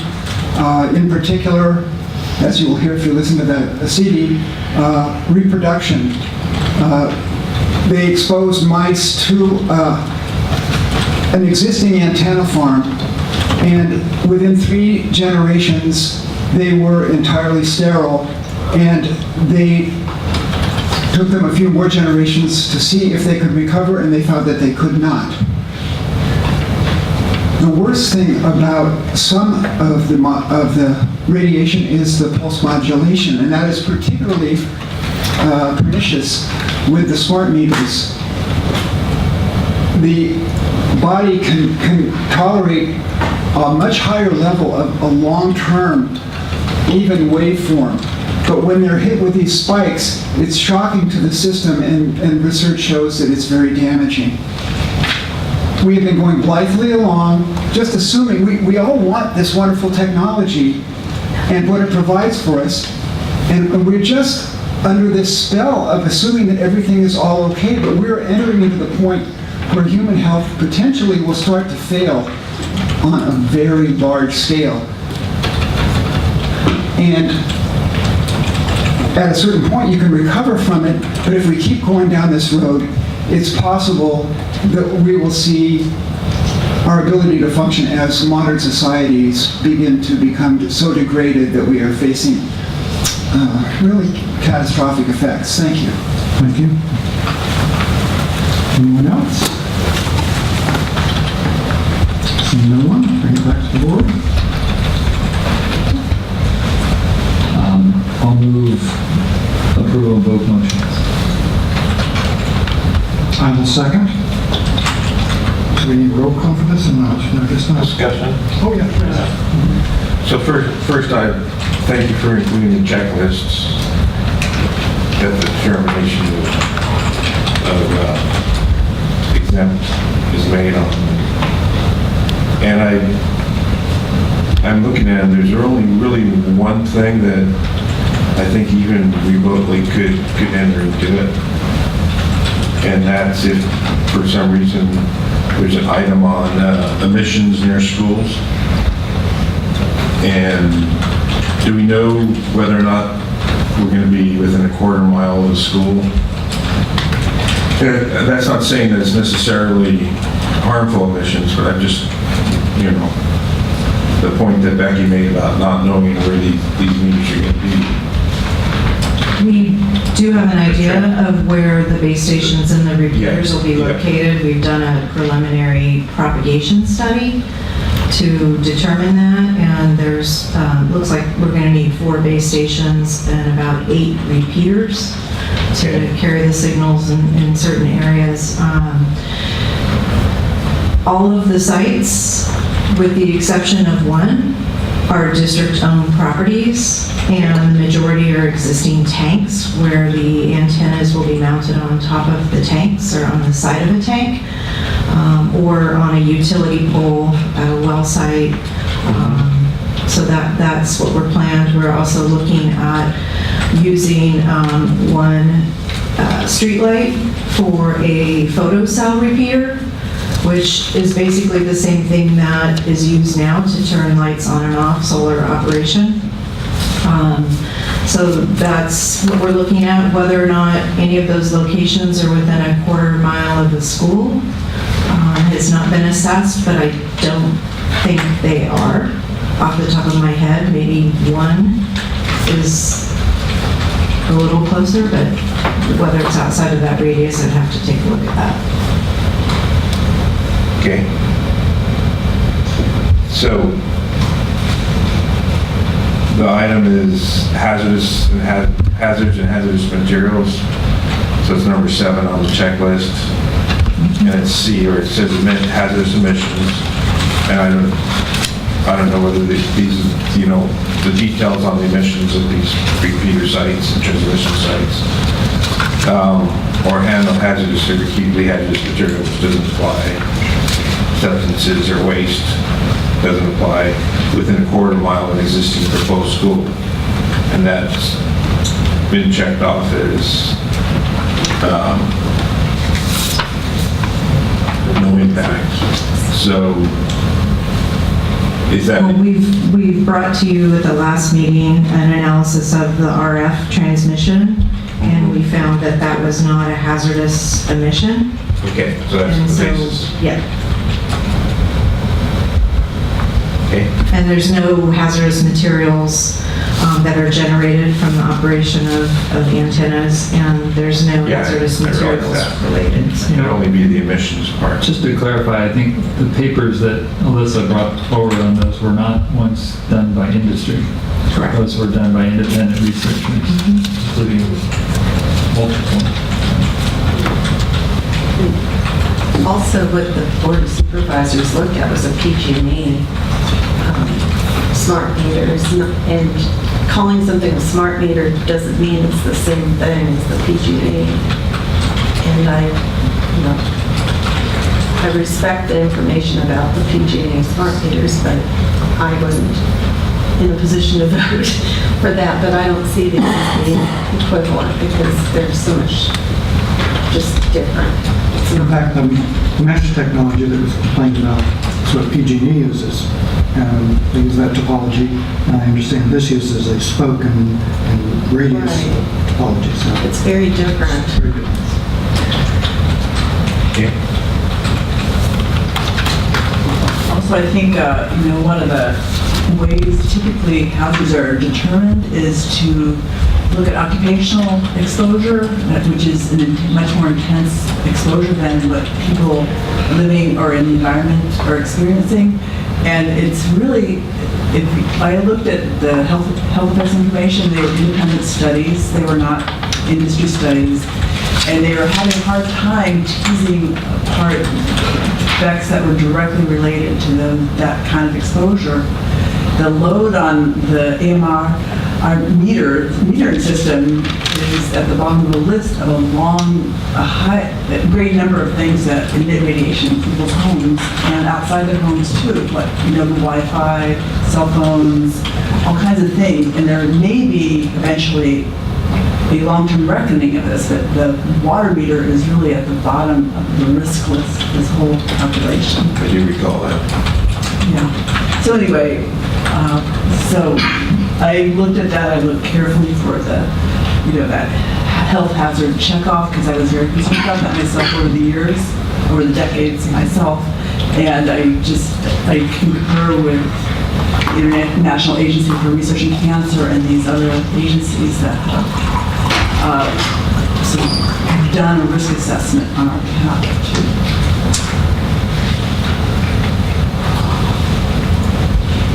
Any more discussion? So it's your pleasure, folks. And a second. You did. Okay. So we have to have a vote. All in favor? Aye. Aye. I believe that was unanimous. I think so. Okay. We move on to 6.3, proposal to generate offsets. All right, that's also. Okay. All right, 6.3 is a proposal to generate offsets for the water demand offset program through an implementation of advanced metering infrastructure. The memo before you presents the status of our current water demand offset or WDO program. It proposes funding AMI with WDO fees. It presents research regarding how much water an AMI project could save, resulting in the generation of offset credits available for purchase by development project applicants. It provides estimated costs of an AMI project relative to the estimated amount of offsets generated, and it discusses how an AMI project meets the criteria that the board established for offset generating projects under the WDO program. Just to summarize our key findings, under the WDO program, we currently don't have enough offset credits to sell to current and future development project applicants. We have a shortfall, and an offset generating project is needed to generate those credits and cover the projects that have already gone through, as well as future. An AMI project meets the board established criteria for conservation or water supply projects to qualify for WDO program funding. And AMI is estimated to save 5%, easily save 5% of total water demand per year, resulting in an estimated water savings of 86 acre-feet per year. And before I dive into those details, I want to set the stage a little bit for the audience and give a quick background on our district's water supply shortage and our WDO program.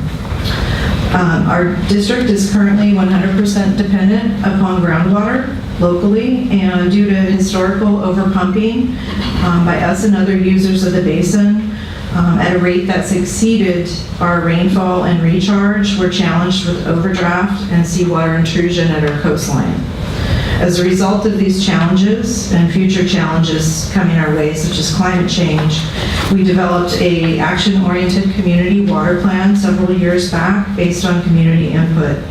That community water plan, or CWP, is our roadmap to meet our goal of sustainability in 2040 by proactively managing our groundwater basin, seeking supplemental water supplies to meet our current and future water demand, and promoting water conservation and neutral development to reduce groundwater pumping. And really that last item has been our insurance policy while we're searching for supplemental water supplies. Both conservation and water neutral development are achieved through our water demand offset program. And the program was initially adopted by our board 15 years ago, and it's been in place ever since with some variations. The program requires that all new development and some expanded existing development offset their projected water use to make sure that it doesn't add to our groundwater overdraft and seawater intrusion problem.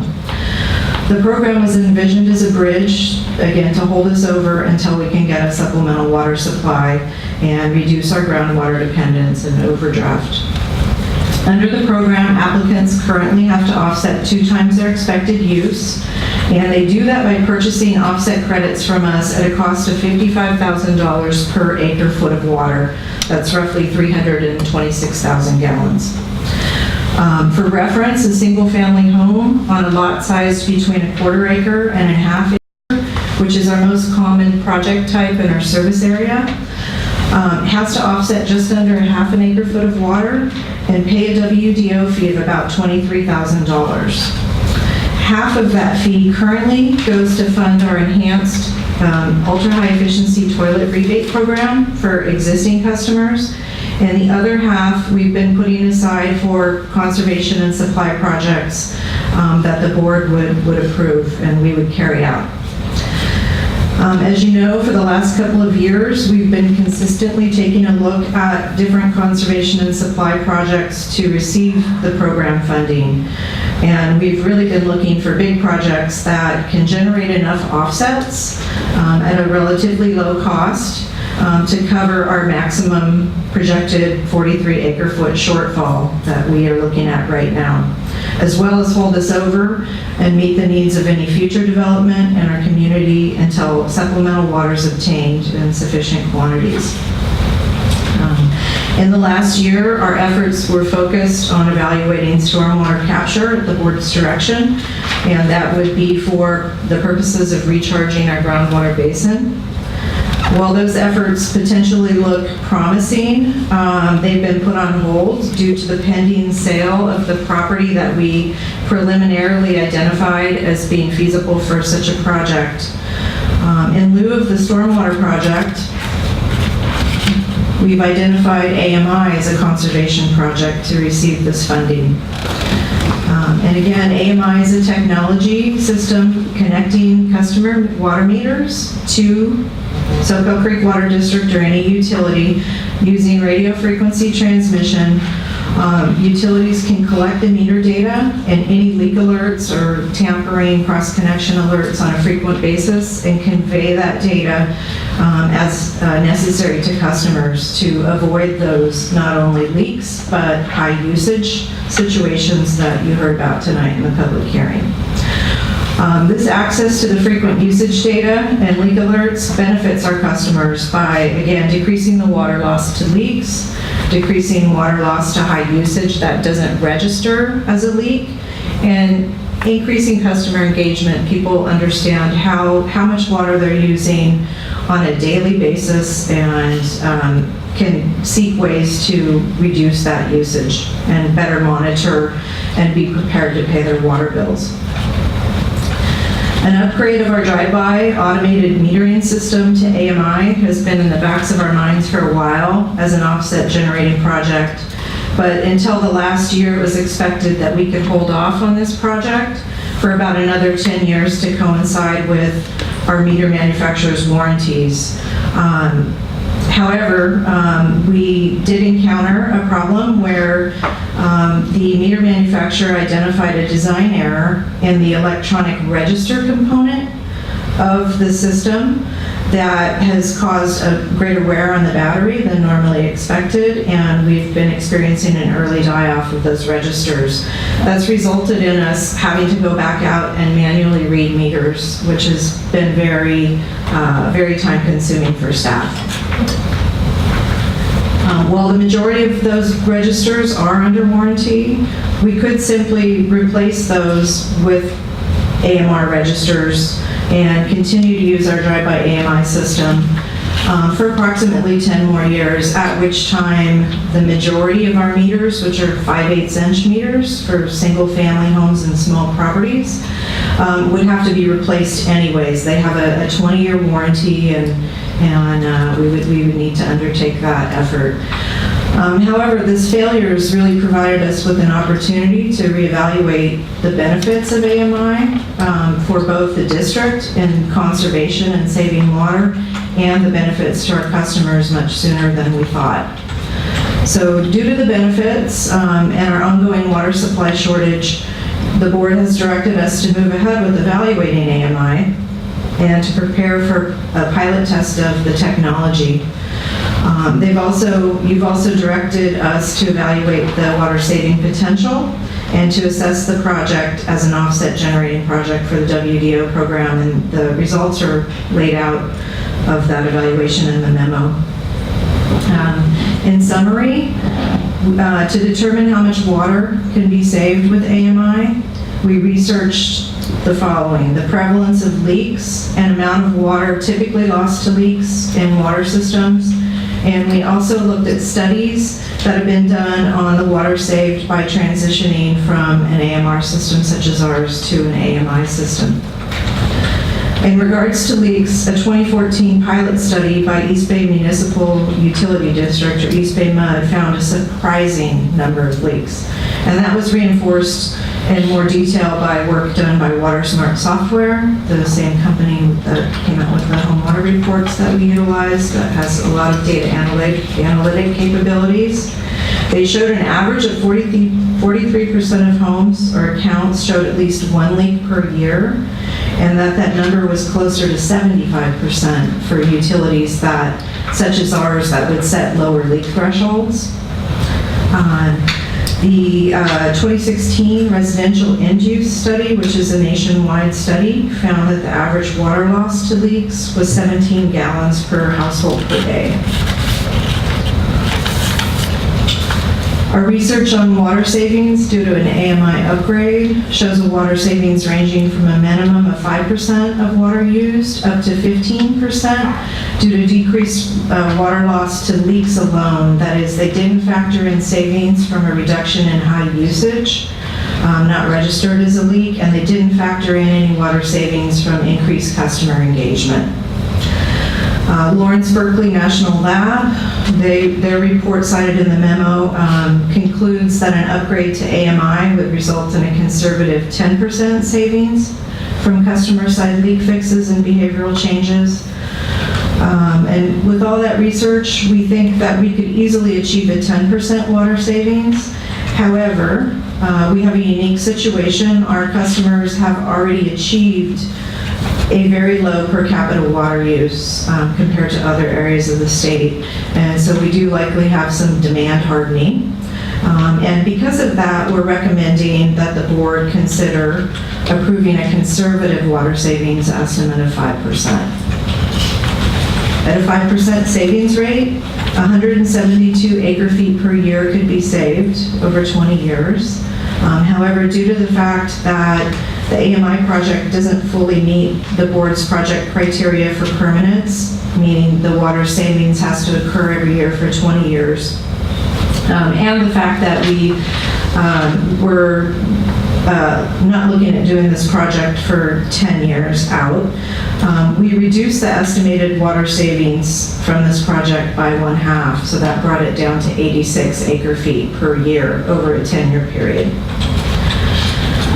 We also evaluated an AMI upgrade in comparison to, again, the criteria that have been established under the offset program. Those are additionality, permanence, which we address by prorating the savings, measurability, high measurability with water metering, and benefit to customers, very high benefit to customers, and the cost. And the cost that we estimated is under our current $55,000 per acre foot threshold. It's very close. It came out at about $52,000. So if approved as a WDO project, we feel that AMI would be a valuable conservation and customer service asset, provide benefit to customers, but it's not expected to come at their expense as long as we have development funding, or compete for funding with other important capital improvement projects and water supply projects that we also have going on concurrently. So the next steps, if approved tonight, would be for us to come back at a subsequent meeting. We're proposing October 2nd with a proposed implementation plan to address or reestablish an offset credit bank relative to the offset shortfall that we have, the existing projects on our wait list and future applicants. We would also, in that plan, bring back changes to program materials. We have a lot of information about the offset program on our website, and this would be a process change that would need to be outreach to customers. And we would also need to address what we think should happen to the current enhanced toilet rebate program, amongst some other details. So with that, Alyssa and I can address any questions or comments that you might have. The motions are laid out in the memo. Questions? Benny? Go ahead. Well, let's see. So I start at the end and then get back into more detail. So,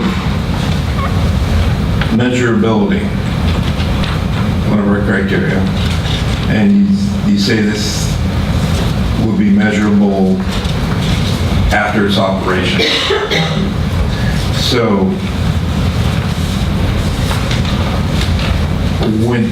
how do we do, when does the aquifer benefit from this? And when should the offset credits be given? If this takes many years to get into place, at what point do we say, yes, we're saving water, so we can allow development to occur without having detriment to the aquifer. So what's your proposal? And those are the kinds of issues that we would be bringing back at a subsequent meeting. Tonight, all we're really asking is for the board to approve AMI as a WDO project. But whether I approve it or not depends on the details. Okay. So Yeah, so the AMI project itself is planned to have a 2-year implementation period, full deployment for 2 years. We are going to, once we get the go-ahead, to start a pilot test, and we'll be populating that area of the service area first and get that up and running. And then once we get that area up and running, we can start looking at data from that. And seeing how that looks, and also notifying customers immediately of leaks. We can come in on a daily basis and go through our leak alert list, which will be prioritized based on the size of the leaks, which is another feature of the system. So we'll have a mechanism in place to notify customers on day 1 of their leak, or day 2 or 3 if it's So is a it after the pilot project, do you envision that at that point you can test whether or not these numbers that are from other areas, where the estimates of water savings are good? Our goal for the pilot is to test the technology and make sure the technology is working, and find areas where the signal is not being sent to a base station and we're not getting the data and we're having to, make adjustments.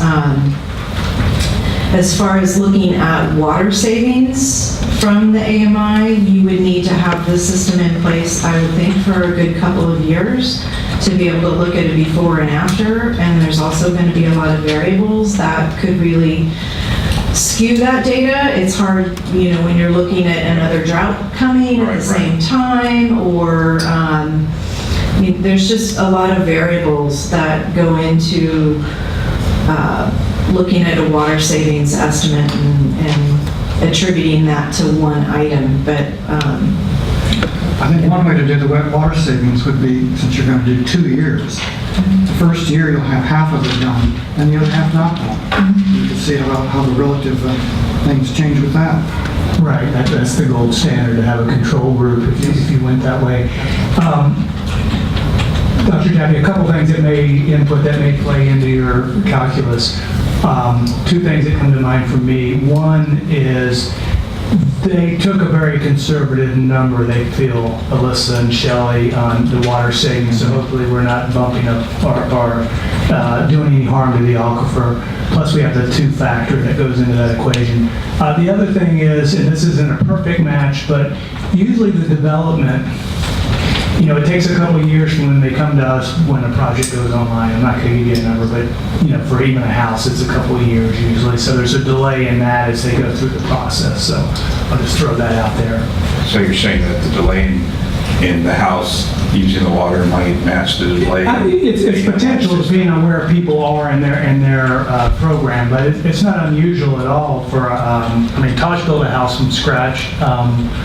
But I've gone through the process a couple times just in the permitting, and 2 years is not an underestimate. Would you agree with that, Melissa? Yeah, I would agree. And one thing I want to point out too is that we think that as the program goes forward and the more outreach we're able to do, we're going to see the water savings more and more as we go on. So just comparing our water savings for the first year might not really be an accurate representation of what we're going to be able to achieve. Yeah, that makes sense. So you're counting on more than just the decrease in leaks. Yeah. Because the numbers were astounding at how big the leaks were. Or how frequent. And how frequent too, yeah. Well, I had a question. I was wondering about what the size of the pilot and what area that we were thinking that would take place in. the pilot is going to coincide with the area around Aptos Village, because that development project is also coming online, and it made sense to just get started there with the equipment, instead of having to come back later, 6 months later, or however long, and change it out.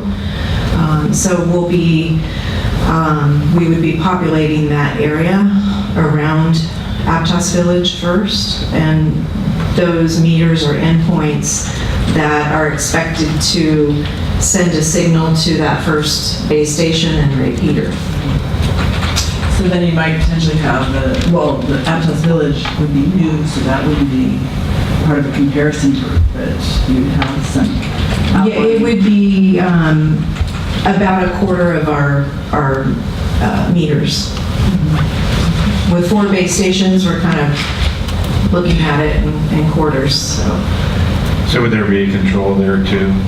Not all of the places would have meters. A control within that part of our service area?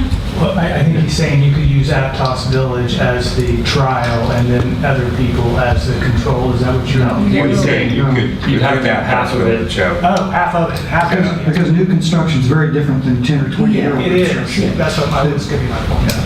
You can only do a control if half of Aptos Village was done, half not done. But that's a point well taken too. New development, probably the leakage rate would probably be much differential than what we see in Santa Cruz. No, I was just thinking of the spread, the Aptos neighborhood spread, not the Aptos Village, because that is. Oh, it would be beyond Aptos Village project. It would be that general area, portion of our service area.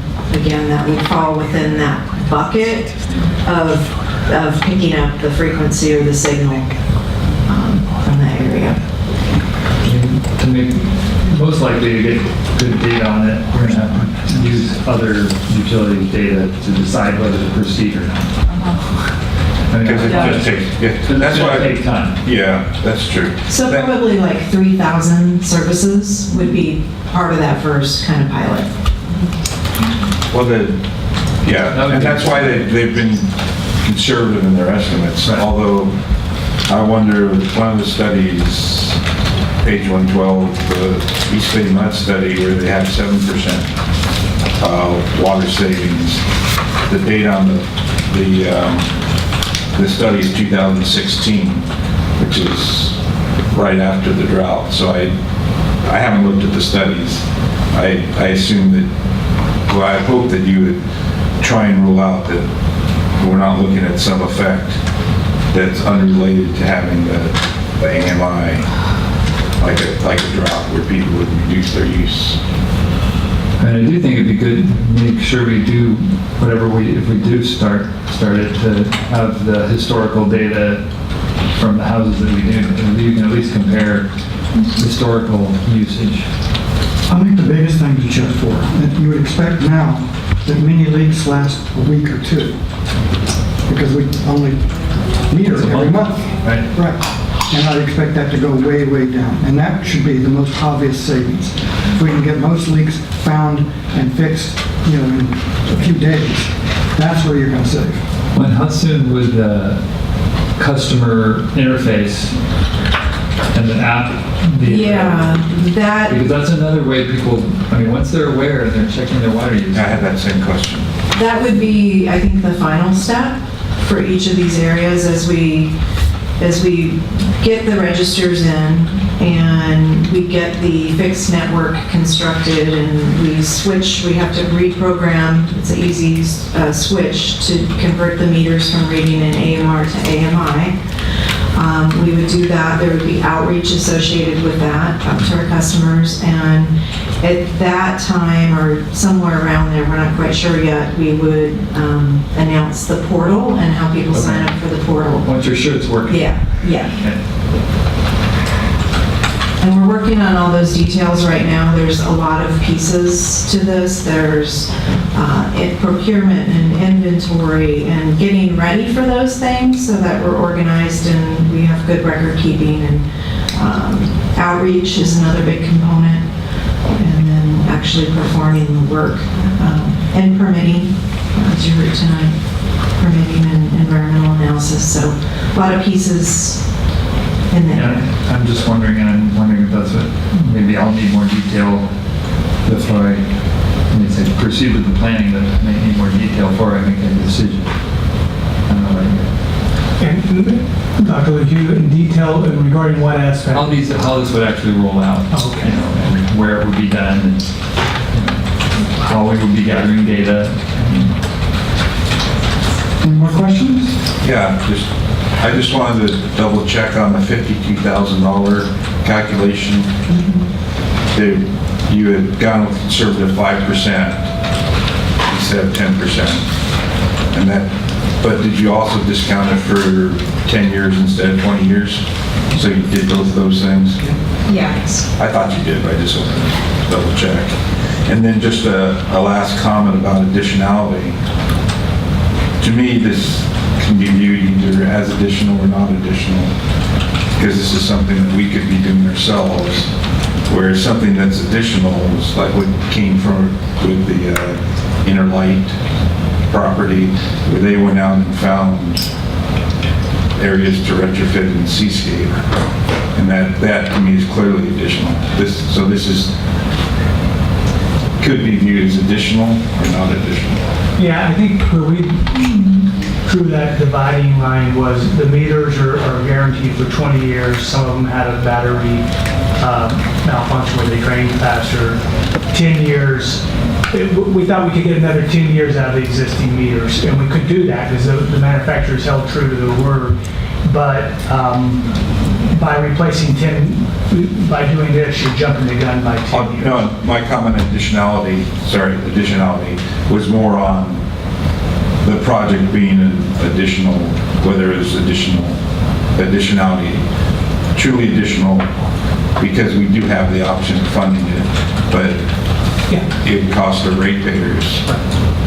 Where it's different, where Interlight, we didn't have that option. They were the ones that decided to go to Seascape Resort, find the source of retrofits and did it. So that truly is additional to me. Right. And that was because they went beyond our minimum. Yeah, it's not something, standards. So here essentially we're funding it, so it's a benefit to our customers. We're funding it with WDO. We're proposing to do that, so it's a benefit to our customers in that sense, but it's not, in my mind, strictly meet the additionality test. Any other questions? I had one. So as you pointed out, whenever we have a retrofit for a property, we have them pay 100% upfront, and then 100% gets, because we offset by 200%. 100% gets paid for upfront, and the 200% is kind of held in arrears for future projects. And I don't see the other 100% in the calculations there. Is it there?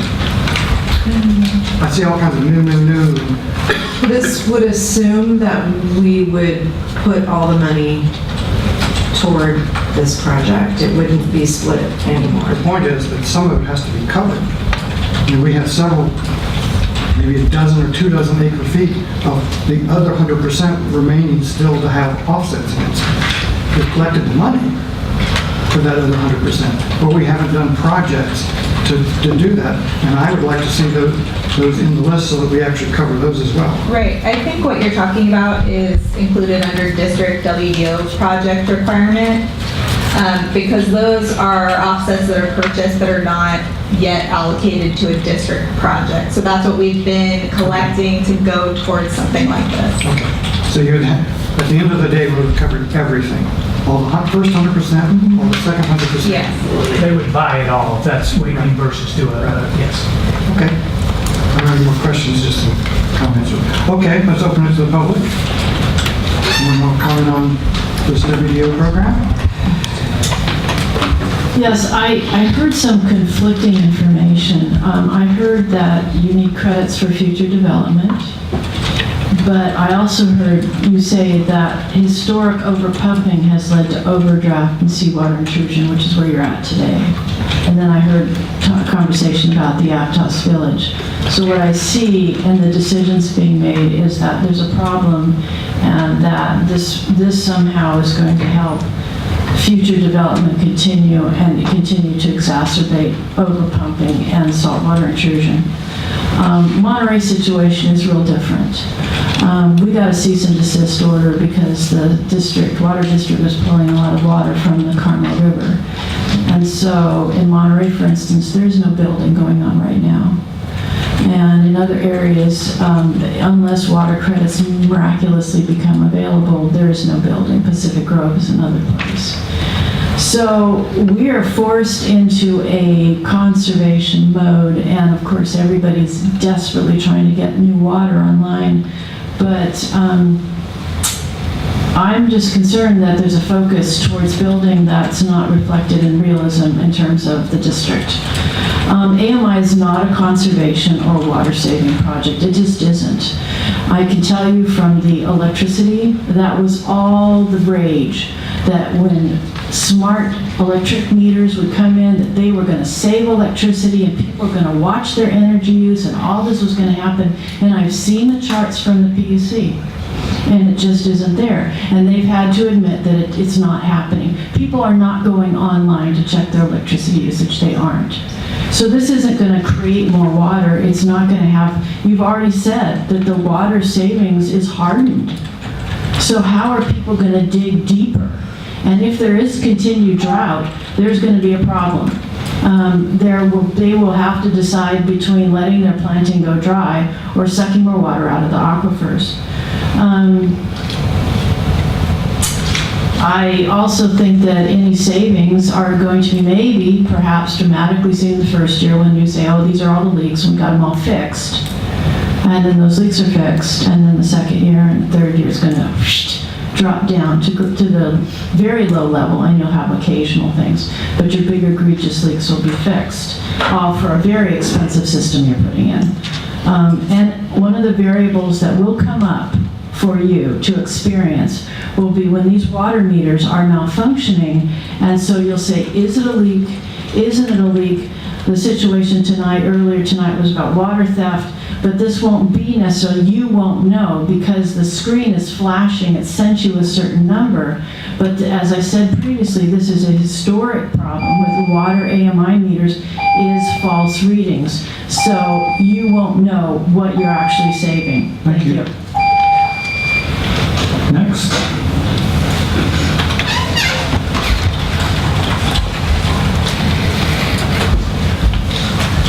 Thank you, Ms. Petey, for restating the error problem with the meters.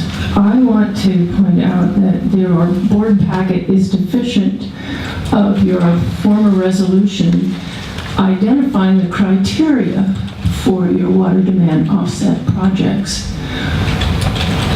I remember your discussions about other water-saving conservation projects that could be considered for your WDO expenditures, and this project was never discussed. One of the criteria that is not mentioned in your staff report is that it must be a project that would not have otherwise been done. Now, it seems to me because your AMR meters are failing, you are required to do something. The AMI meters do not fit your criteria that you established, and your board packet is deficient in laying that definition out clearly in the ordinance copy for the public. So I ask you, do not take any action on this tonight, correct the deficiency, and bring it back for further discussion. I want to take issue that your pilot project is in the Aptos Village project. It is a new development, and this is only phase 1 that has been built. Is the top of building 4, the 3-story structure, the only transmitting location that you would not own? There seems to be a very cozy relationship here with the Aptos Village project. And I also want to point out that this is all new construction and would offer no information about actual water savings because there would be no historic information to compare and really see what's being saved. I also attended one of your special board meetings last month, wherein it was stated that in trying to come up with money to fund the Pure Water Soquel project, this was one way for your district to get more money to do that. To take the AMI money and have that be paid for by the WDO money, and that would free up money to help pay for Pure Water Soquel. I think this is really disgusting. And I think it's disgusting that you're going to inundate a community with this type of EMF, call it water conservation when it does not fit your criteria, and use WDO money to do it in the interest of funding Pure Water Soquel. I think you need to, if you're going to proceed with this, you need to find a pilot study place that is old construction, that's really going to give you the information that you must, by your own definition, supply your board to justify this WDO expense. Your comments? Next.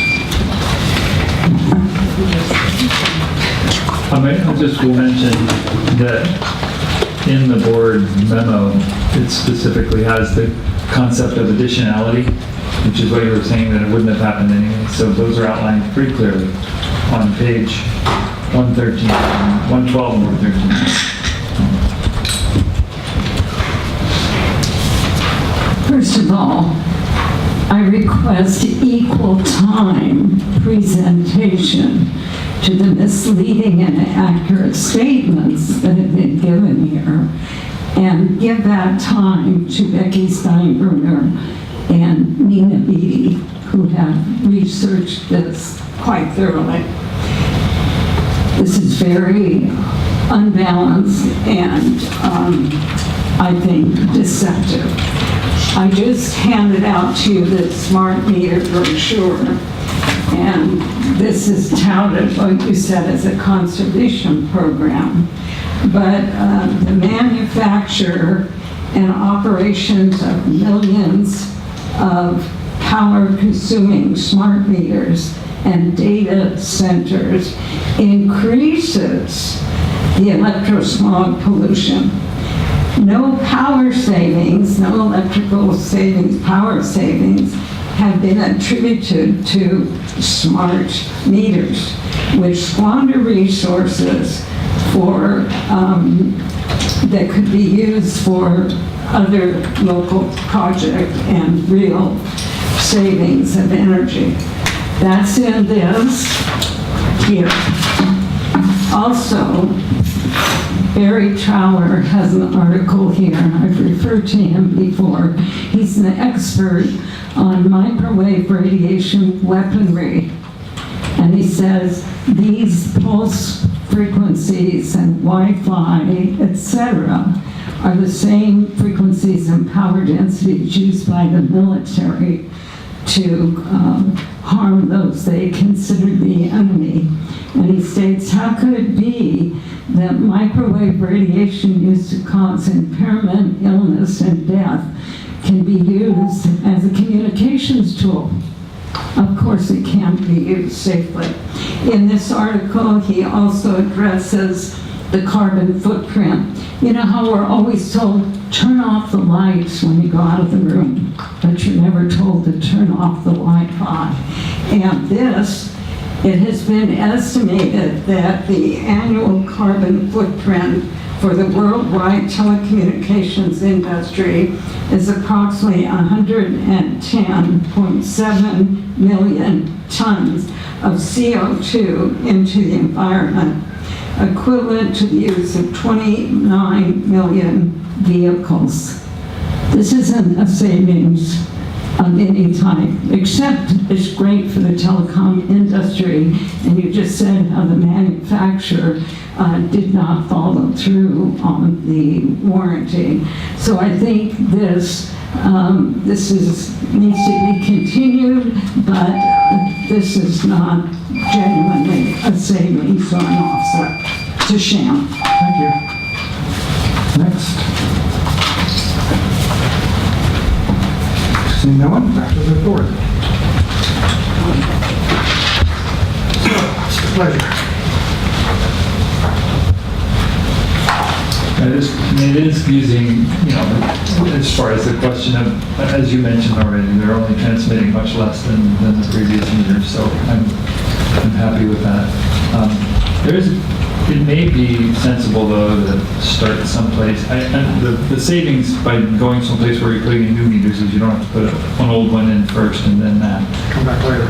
But I think having an established community, I mean, hopefully, I guess my question would be, do we have enough established houses that we have data on in that same Oh, yeah. area? I'm talking about roughly 3,000 or a quarter of our total services would be part of the pilot. Okay. And they just happen to coincide with the new Aptos Village project. So the majority, 95% of those will be existing customers with multiple years of data. Yeah, in some ways my head's spinning because all the different information. But I thought I heard that, like, you guys already do that. You call and say, hey, you've got a leak, it looks like, but that's long after you do it started. once a month. Right, and this would be more... Daily. I'm not going to be looking at the computer waiting for a leak to come up, right? No. Okay, somebody's going to tell me, hey, we just noticed you got a leak. You might want to look at your toilet. Yes, and with people that sign up with the customer portal, they would, in the app, they would be notified immediately through that as well. Okay. So, because I'm not planning on sitting in front of my computer and looking to see if I have any leaks. Okay.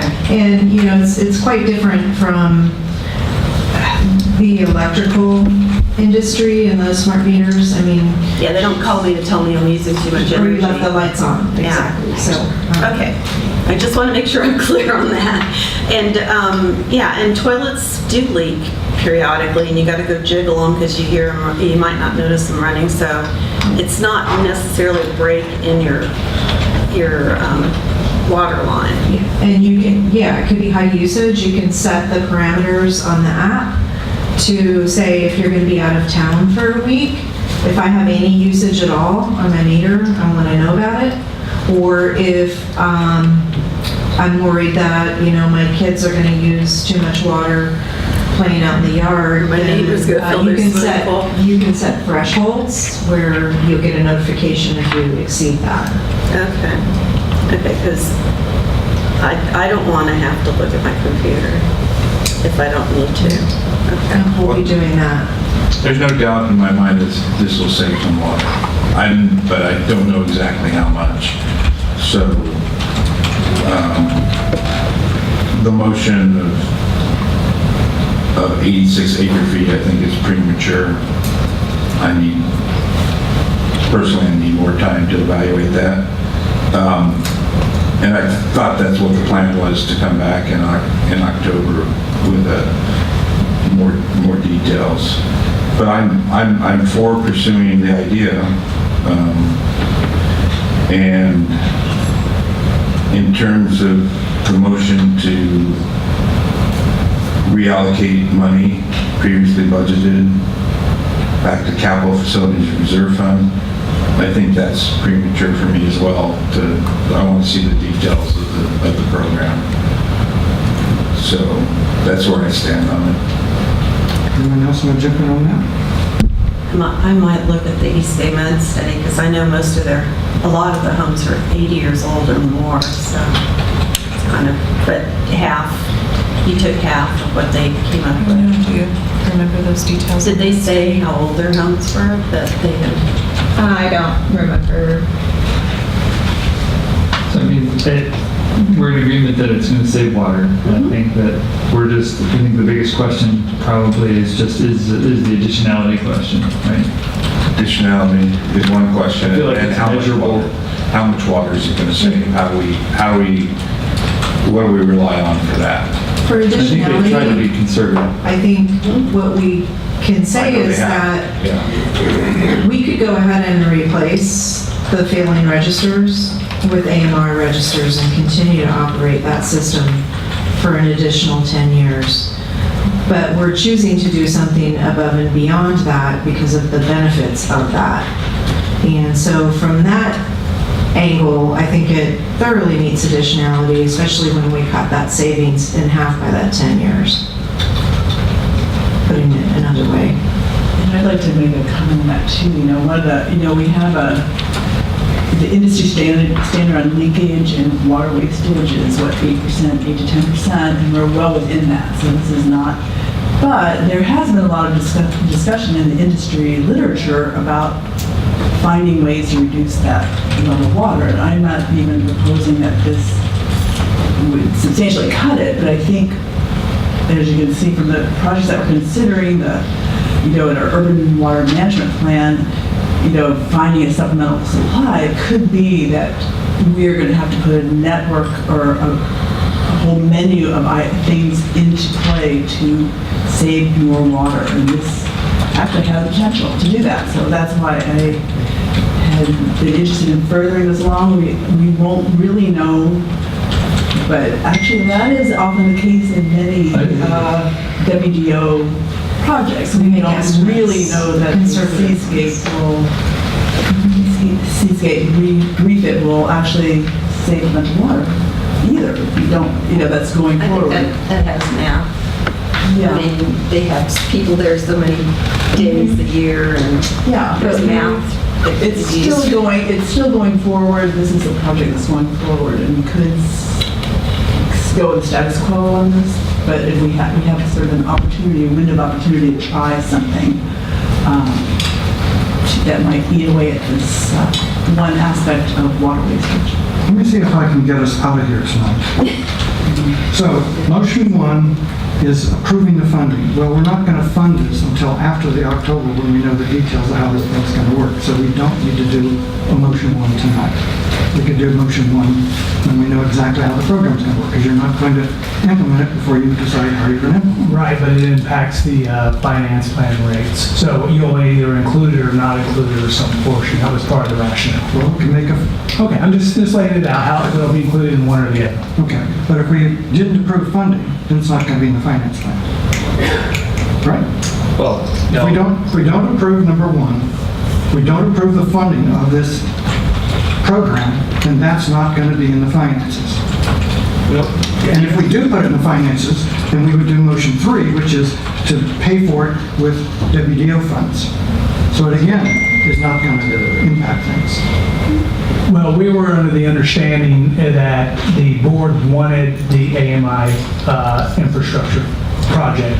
So if it's not included as a WDO, it would be in the finance plan. That was, no, stay in this.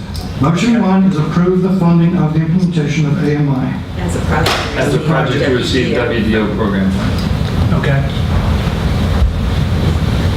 But if you're not going to approve that tonight, then we won't. Well, we can make another motion here. We can make a motion to not fund it at all.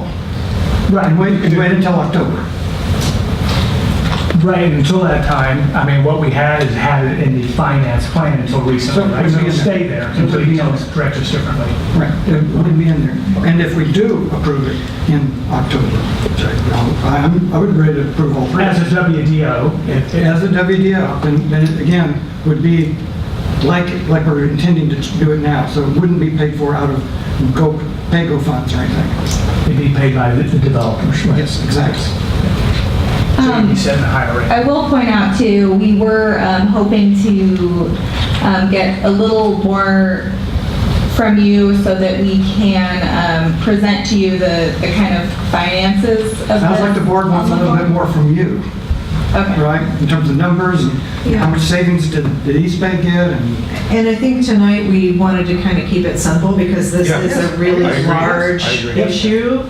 It's AMI and the offset program, and so we wanted to kind of chunk it out in steps so that it wasn't so overwhelming and bring back the details at a later date, but it sounds like most of us need detail before we want some approve. details to think about. We like the idea. I do like the idea, but I'm not going to approve 86 acre feet until I Right, so that's say the other, that's the right that's the thing. other thing we don't need to know tonight. So I can say, let's not do any of those 3. In fact, we can't do 3 without doing number 1.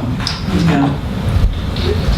So, because this has finance plan implications, can I just clarify something real quick?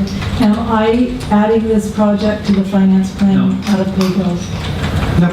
So it's not in the finance plan at all, and the rates won't support it. If we it's do not it- WDO if we do funded, we won't do If we it. do it, it'll be under WDO. Okay. If we were going to do it, with other funds, it'd be hard to just say it's really additionality. Yeah. It would be one of those things we defer for who knows how many decades.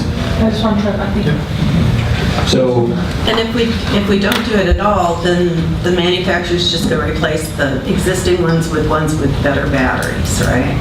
Yeah, the ones that are under warranty. Yeah, so they're following through on their warranty. They are following through, and they're offering a significant discount if we do go forth with the AMI, the full system.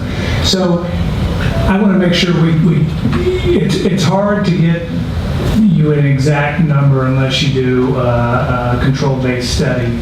So in the spirit of moving this forward the next time so we hit it more on the mark, we may never get exactly where you want to be, but something along the lines of maybe reduce the amount of acre feet till a control study is done. Because I could see putting in new meters, controlling the section we haven't been done. That makes sense. And then if it comes out, you could up it up to a higher number or something like that. Maybe instead. Well, you just have to we have to decide on a number. I'm just trying to understand what exactly you're looking for, because we've given it a good shot on, I don't think we're getting close to water savings unless we do a control study. And that'll take time to get data. Yeah, we'll have to install a large portion. Yeah. Well, unless you could get data from another firm, I mean, East Bay, for example, was mentioned. right, I'm not, If we have some Find those East numbers Bay, or see more into those. I don't think we have to wait to do the whole project, since you predicted we could do it over 2 years until you have our own study complete. Because that would delay it quite a bit. It would delay the water savings. There's two bits, doing the project and then applying it to WDO. Actually, applying the credits to each of the applicants. And they can be separated. So we could do the entire project and then start applying it to, of course, that means a lot of people are going to sit in line for 2 years. Or longer, yeah. So that's something the board would have to be comfortable with. I mean, I guess for me, I want the, number one is the detail on the other studies that, and as many as you can find that are good, solid data. And a little more detail on how we came up with the amount that would be saved. And how the plan would be rolled out, a map of where it's going to be done, how many houses are going to be old houses. I mean, Are you talking about if we get a control type study?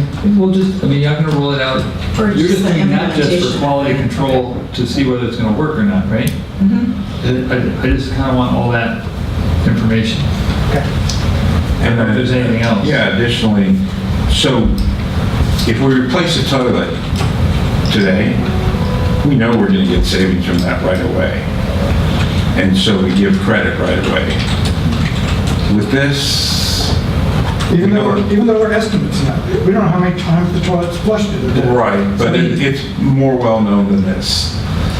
Yes. I don't know. I mean, Yeah, I think it still it's not a guarantee even with a toilet.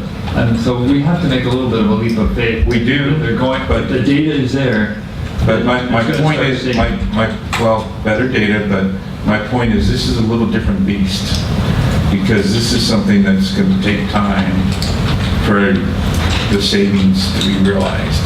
I don't know, because you had 3,000 I had a homes. leak and they called me a week later, and if they called me the same day, I would have checked it quicker and not had as much of it. Okay? You could save money. If you have 3,000 homes, you're going to save some of those in the first month. Yes. And some you're not. The leaks take time. But that's what Toilets flushed every day, leaks happen. They happen over time. If it was just one house, I agree, but if you've got a large number of large sample size, it's going to happen at some point. No, I agree it's going to happen some, but it's over time that it happens. And you see your savings over time. Same with toilets. Well, we kind of have a historic thing here. We pay out, $240,000 we paid out in leak adjustments already in the past. And we, with this system, this is enormously more expensive, but it still will cut down in So that leak we have leak data already. We do have leak data. That's true. In fact, they could probably find out, how long does the average leak take before you find out about it? Even now with AMR. That'd be a good number to have. Is it a week? 2 weeks?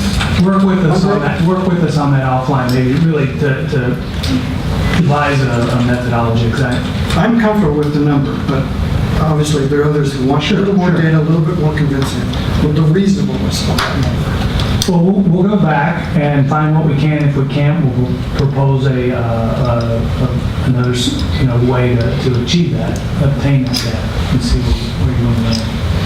I think it would be us, at this late hour, I'm thinking, we install some, we see the water savings, we hold a control group off to the last, and we see the difference between the two, and maybe decide on some number and adjust that based on the control study. But maybe we'll come up with other ideas. But I know that they've researched what they can. Maybe we go deeper into some of those to give you more information about East Bay Mud, exactly, new houses, old houses, sort of thing. Okay. So we need to make a motion that the AMI is not going to be funded out of PAYGO, right? Is that good enough for you? Okay, I make that motion. Okay. Second. Repeat that, please. That the AMI will not be funded out of PAYGO. The only way we would ever fund it now is if we were to decide to do it out of WDO.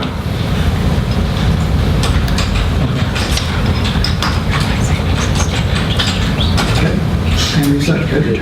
All in favor? Hold on, before you go for it, we're doing it already, so we're already doing that at PAYGO.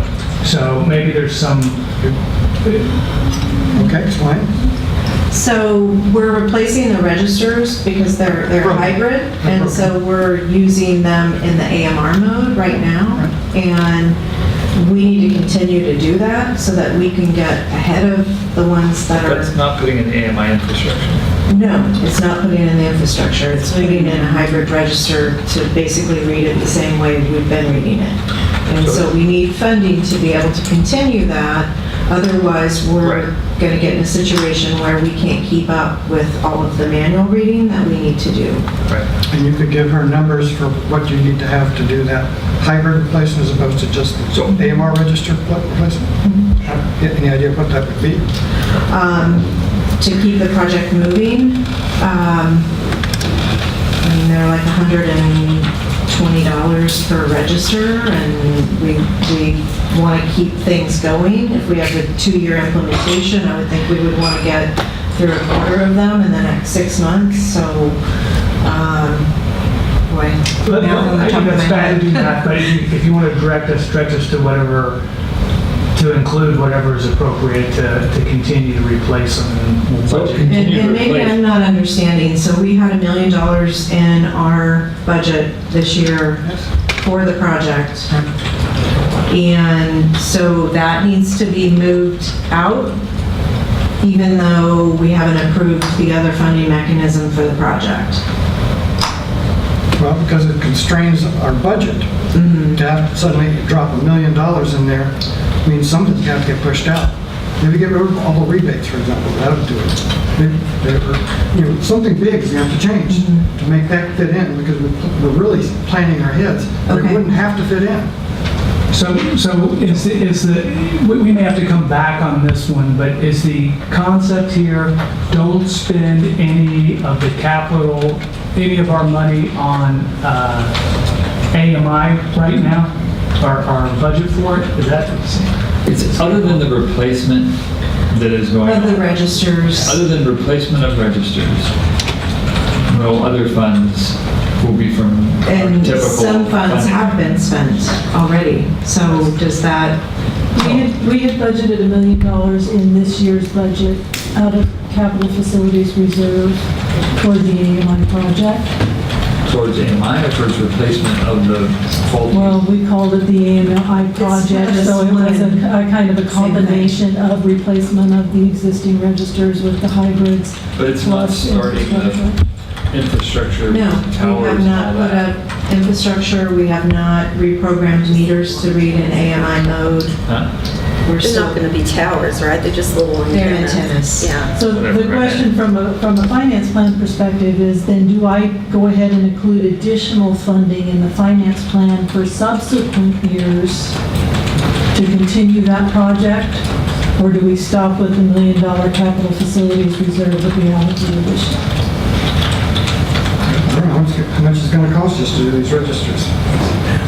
And is it just the registers that fails we're talking about, or all the registers? Because that's a huge difference. All right, let us tell us. Yeah, I mean, I can't break down that cost. Let us, would it be appropriate to, because we've all been going since We can 5. table this if you want. Yeah, let's table. Let us continue in the motion we've been doing. We only have one more agenda item, and then letters, so it's not going to be a closed session. Well, I guess we could come back after closed session, couldn't we? Well, I don't mean continue. Continue it to another. No, we're going to continue. Okay. All right. Well, that doesn't resolve it, Pam. Yeah. It doesn't, but I don't see a resolution right now. Once there are the details that I agree with, I'm supportive. But I'm not supportive until I agree with the details. So I think the best thing is to continue it.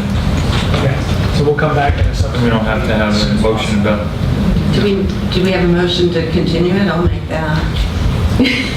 Well, do we need to withdraw the thing we... Sure, let's withdraw that. We just passed? We didn't vote. There is funding already allocated towards it this budget year. So we can just let Just keep it the way it is now. Okay. So, you made a motion to continue it to the next meeting? All right, the next possible meeting, let's say. Possible meeting. Yeah, for us to get it. Okay. I'll second that. All in favor? Opposed? Carried on. Sorry, it's a big subject. We appreciate all your work, we really do. It's just, we all, You're right. it's kind of a big decision. Bill format. So we're in the midst of implementing a new software program for utility billing and for finance. The go-live date on it is expected to be next spring. However, we're at the stage where we need to evaluate the forms that we're going to be using with this new software. So we're taking the opportunity, especially to look at a form that's highly customized, like our current billing statement, and decide whether the new Tyler system has a form that we can utilize already that's standard, or whether we need to continue with a custom solution. So my question to the board tonight is, I've given you kind of a look at what our current bill looks like and what the Tyler options are to see if we need to stay with a custom bill or if there's one of the Tyler formats that we feel comfortable with. Question, what's the price difference? That I don't know yet. It depends upon the level of customization of our bill. That's important. So it will be more. It depends upon whether we stick with our current bill, or if you want to change our current bill into something else, that would be a different price.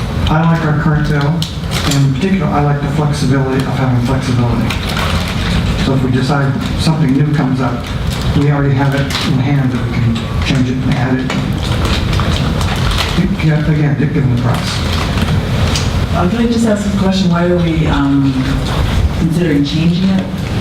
Well, Springbrook didn't offer us a very robust standard billing option. The form that they had for us didn't even include a breakout by tiers.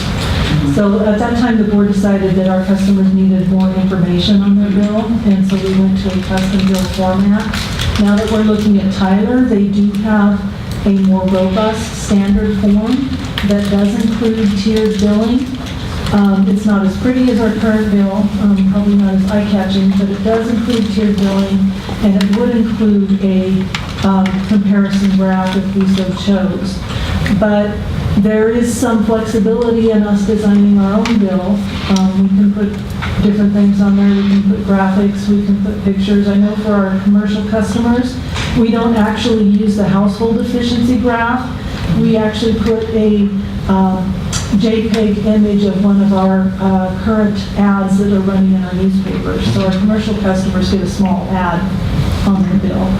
So that's some customization that we can continue to utilize with Tyler, or we can go with one of their standard forms. And I just wanted to give the board that option. Yeah, well, the graphics weren't as eye-catching. Yeah, at all. Yeah. Unless it's prohibitively expensive to go the way that we're going now, I would say we should continue it. Okay, it won't be any more expensive than what we're currently doing. It would be a cost savings rather than an additional expense. I like the current one too.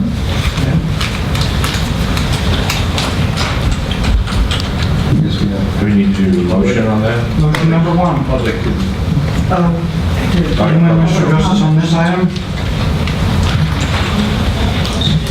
Okay, vote on that. I'll make the motion. Right. What? We got the public hearing. Public, sorry. Thank you. I have a question. I think I heard you say that on commercial bills, there's a commercial ad. Is that correct? There's an ad, there's a space on the commercial bill where we take out the household efficiency graph and we add an image of an ad that is currently running in one of our newspapers. So it's an ad for something relevant to the district. Right, it would be, save water, That's what I wanted to clear. that type of thing, whatever we're running. Thank you very much. Anyone else? I'll make motion number 1. I'll second. Any discussion? All in favor? Aye. Aye. That's unanimous. Okay. We have some written communications and correspondence. Anyone want to talk about anything?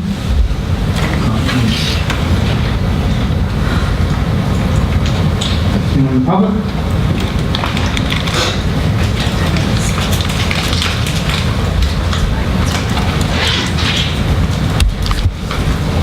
Becky Steinbrenner, some of these written communications are from me, and I would like a written response to my communications.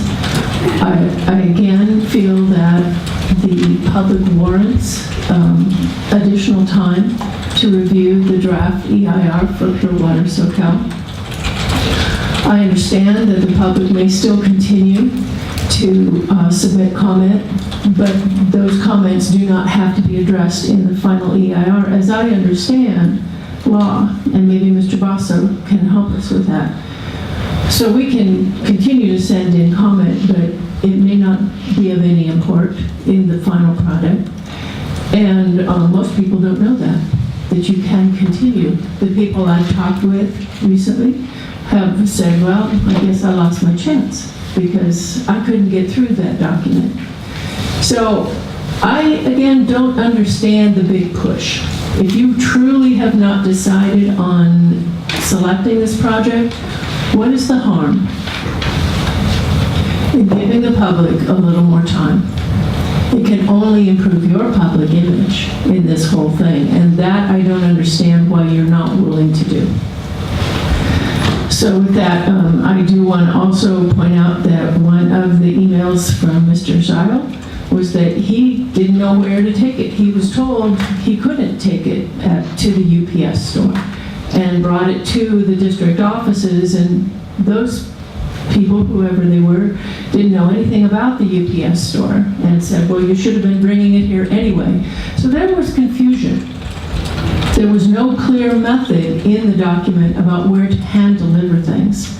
And some people like to do that because they do not trust the U.S. mail and do not have access to the internet. So again, I want to ask that you reconsider your decision and grant more time on the EIR. Even though people may still submit comment, most do not know they can do that, and any comments registered after the close of the 45-day minimum required date, and I will repeat, it was the minimum required date by law. You can extend it. Their comments will not be having the same weight or consideration in the final document. Thank you. Thank you. No? One more. Hi, sorry. Gary Lindstrom, Aptos. I want to reiterate what Becky was saying. We did start reading this in June and July. I took it upon myself to start reading it, and it is so in-depth that one person can't just sit there and calculate everything that's in there. You came to one of our sessions because everybody was having this problem. They couldn't decipher all the information in there, so we all decided to take a section of it. Now, by just taking a section of it, then we had to start researching deeper into that to make sure that the information we were giving was proper and correct. And losing that 2 weeks, some of us were just finishing up our first draft of what we wanted to say. So that 2 weeks cutting it off kept us from printing up what we worked so hard on for a month and a half, 2 months. So I just think that the 2-week extension would have been a whole lot of help to a lot of people. And again, it would have been nice thing to do just simply for the fact that this is a huge project. I mean, at the least $90 million. It's just, I just think it warrants the public having as much say as possible. And the 2 weeks would have helped us a great deal. You're not getting the reports that were written that were on their first draft. So, you know, I hope you'll reconsider. Thank you. Thank you. Anyone else? See no one? Okay. Anyone want to talk about any of these letters? No. Yep. Okay, we're done. Closed session. Discussion. Council.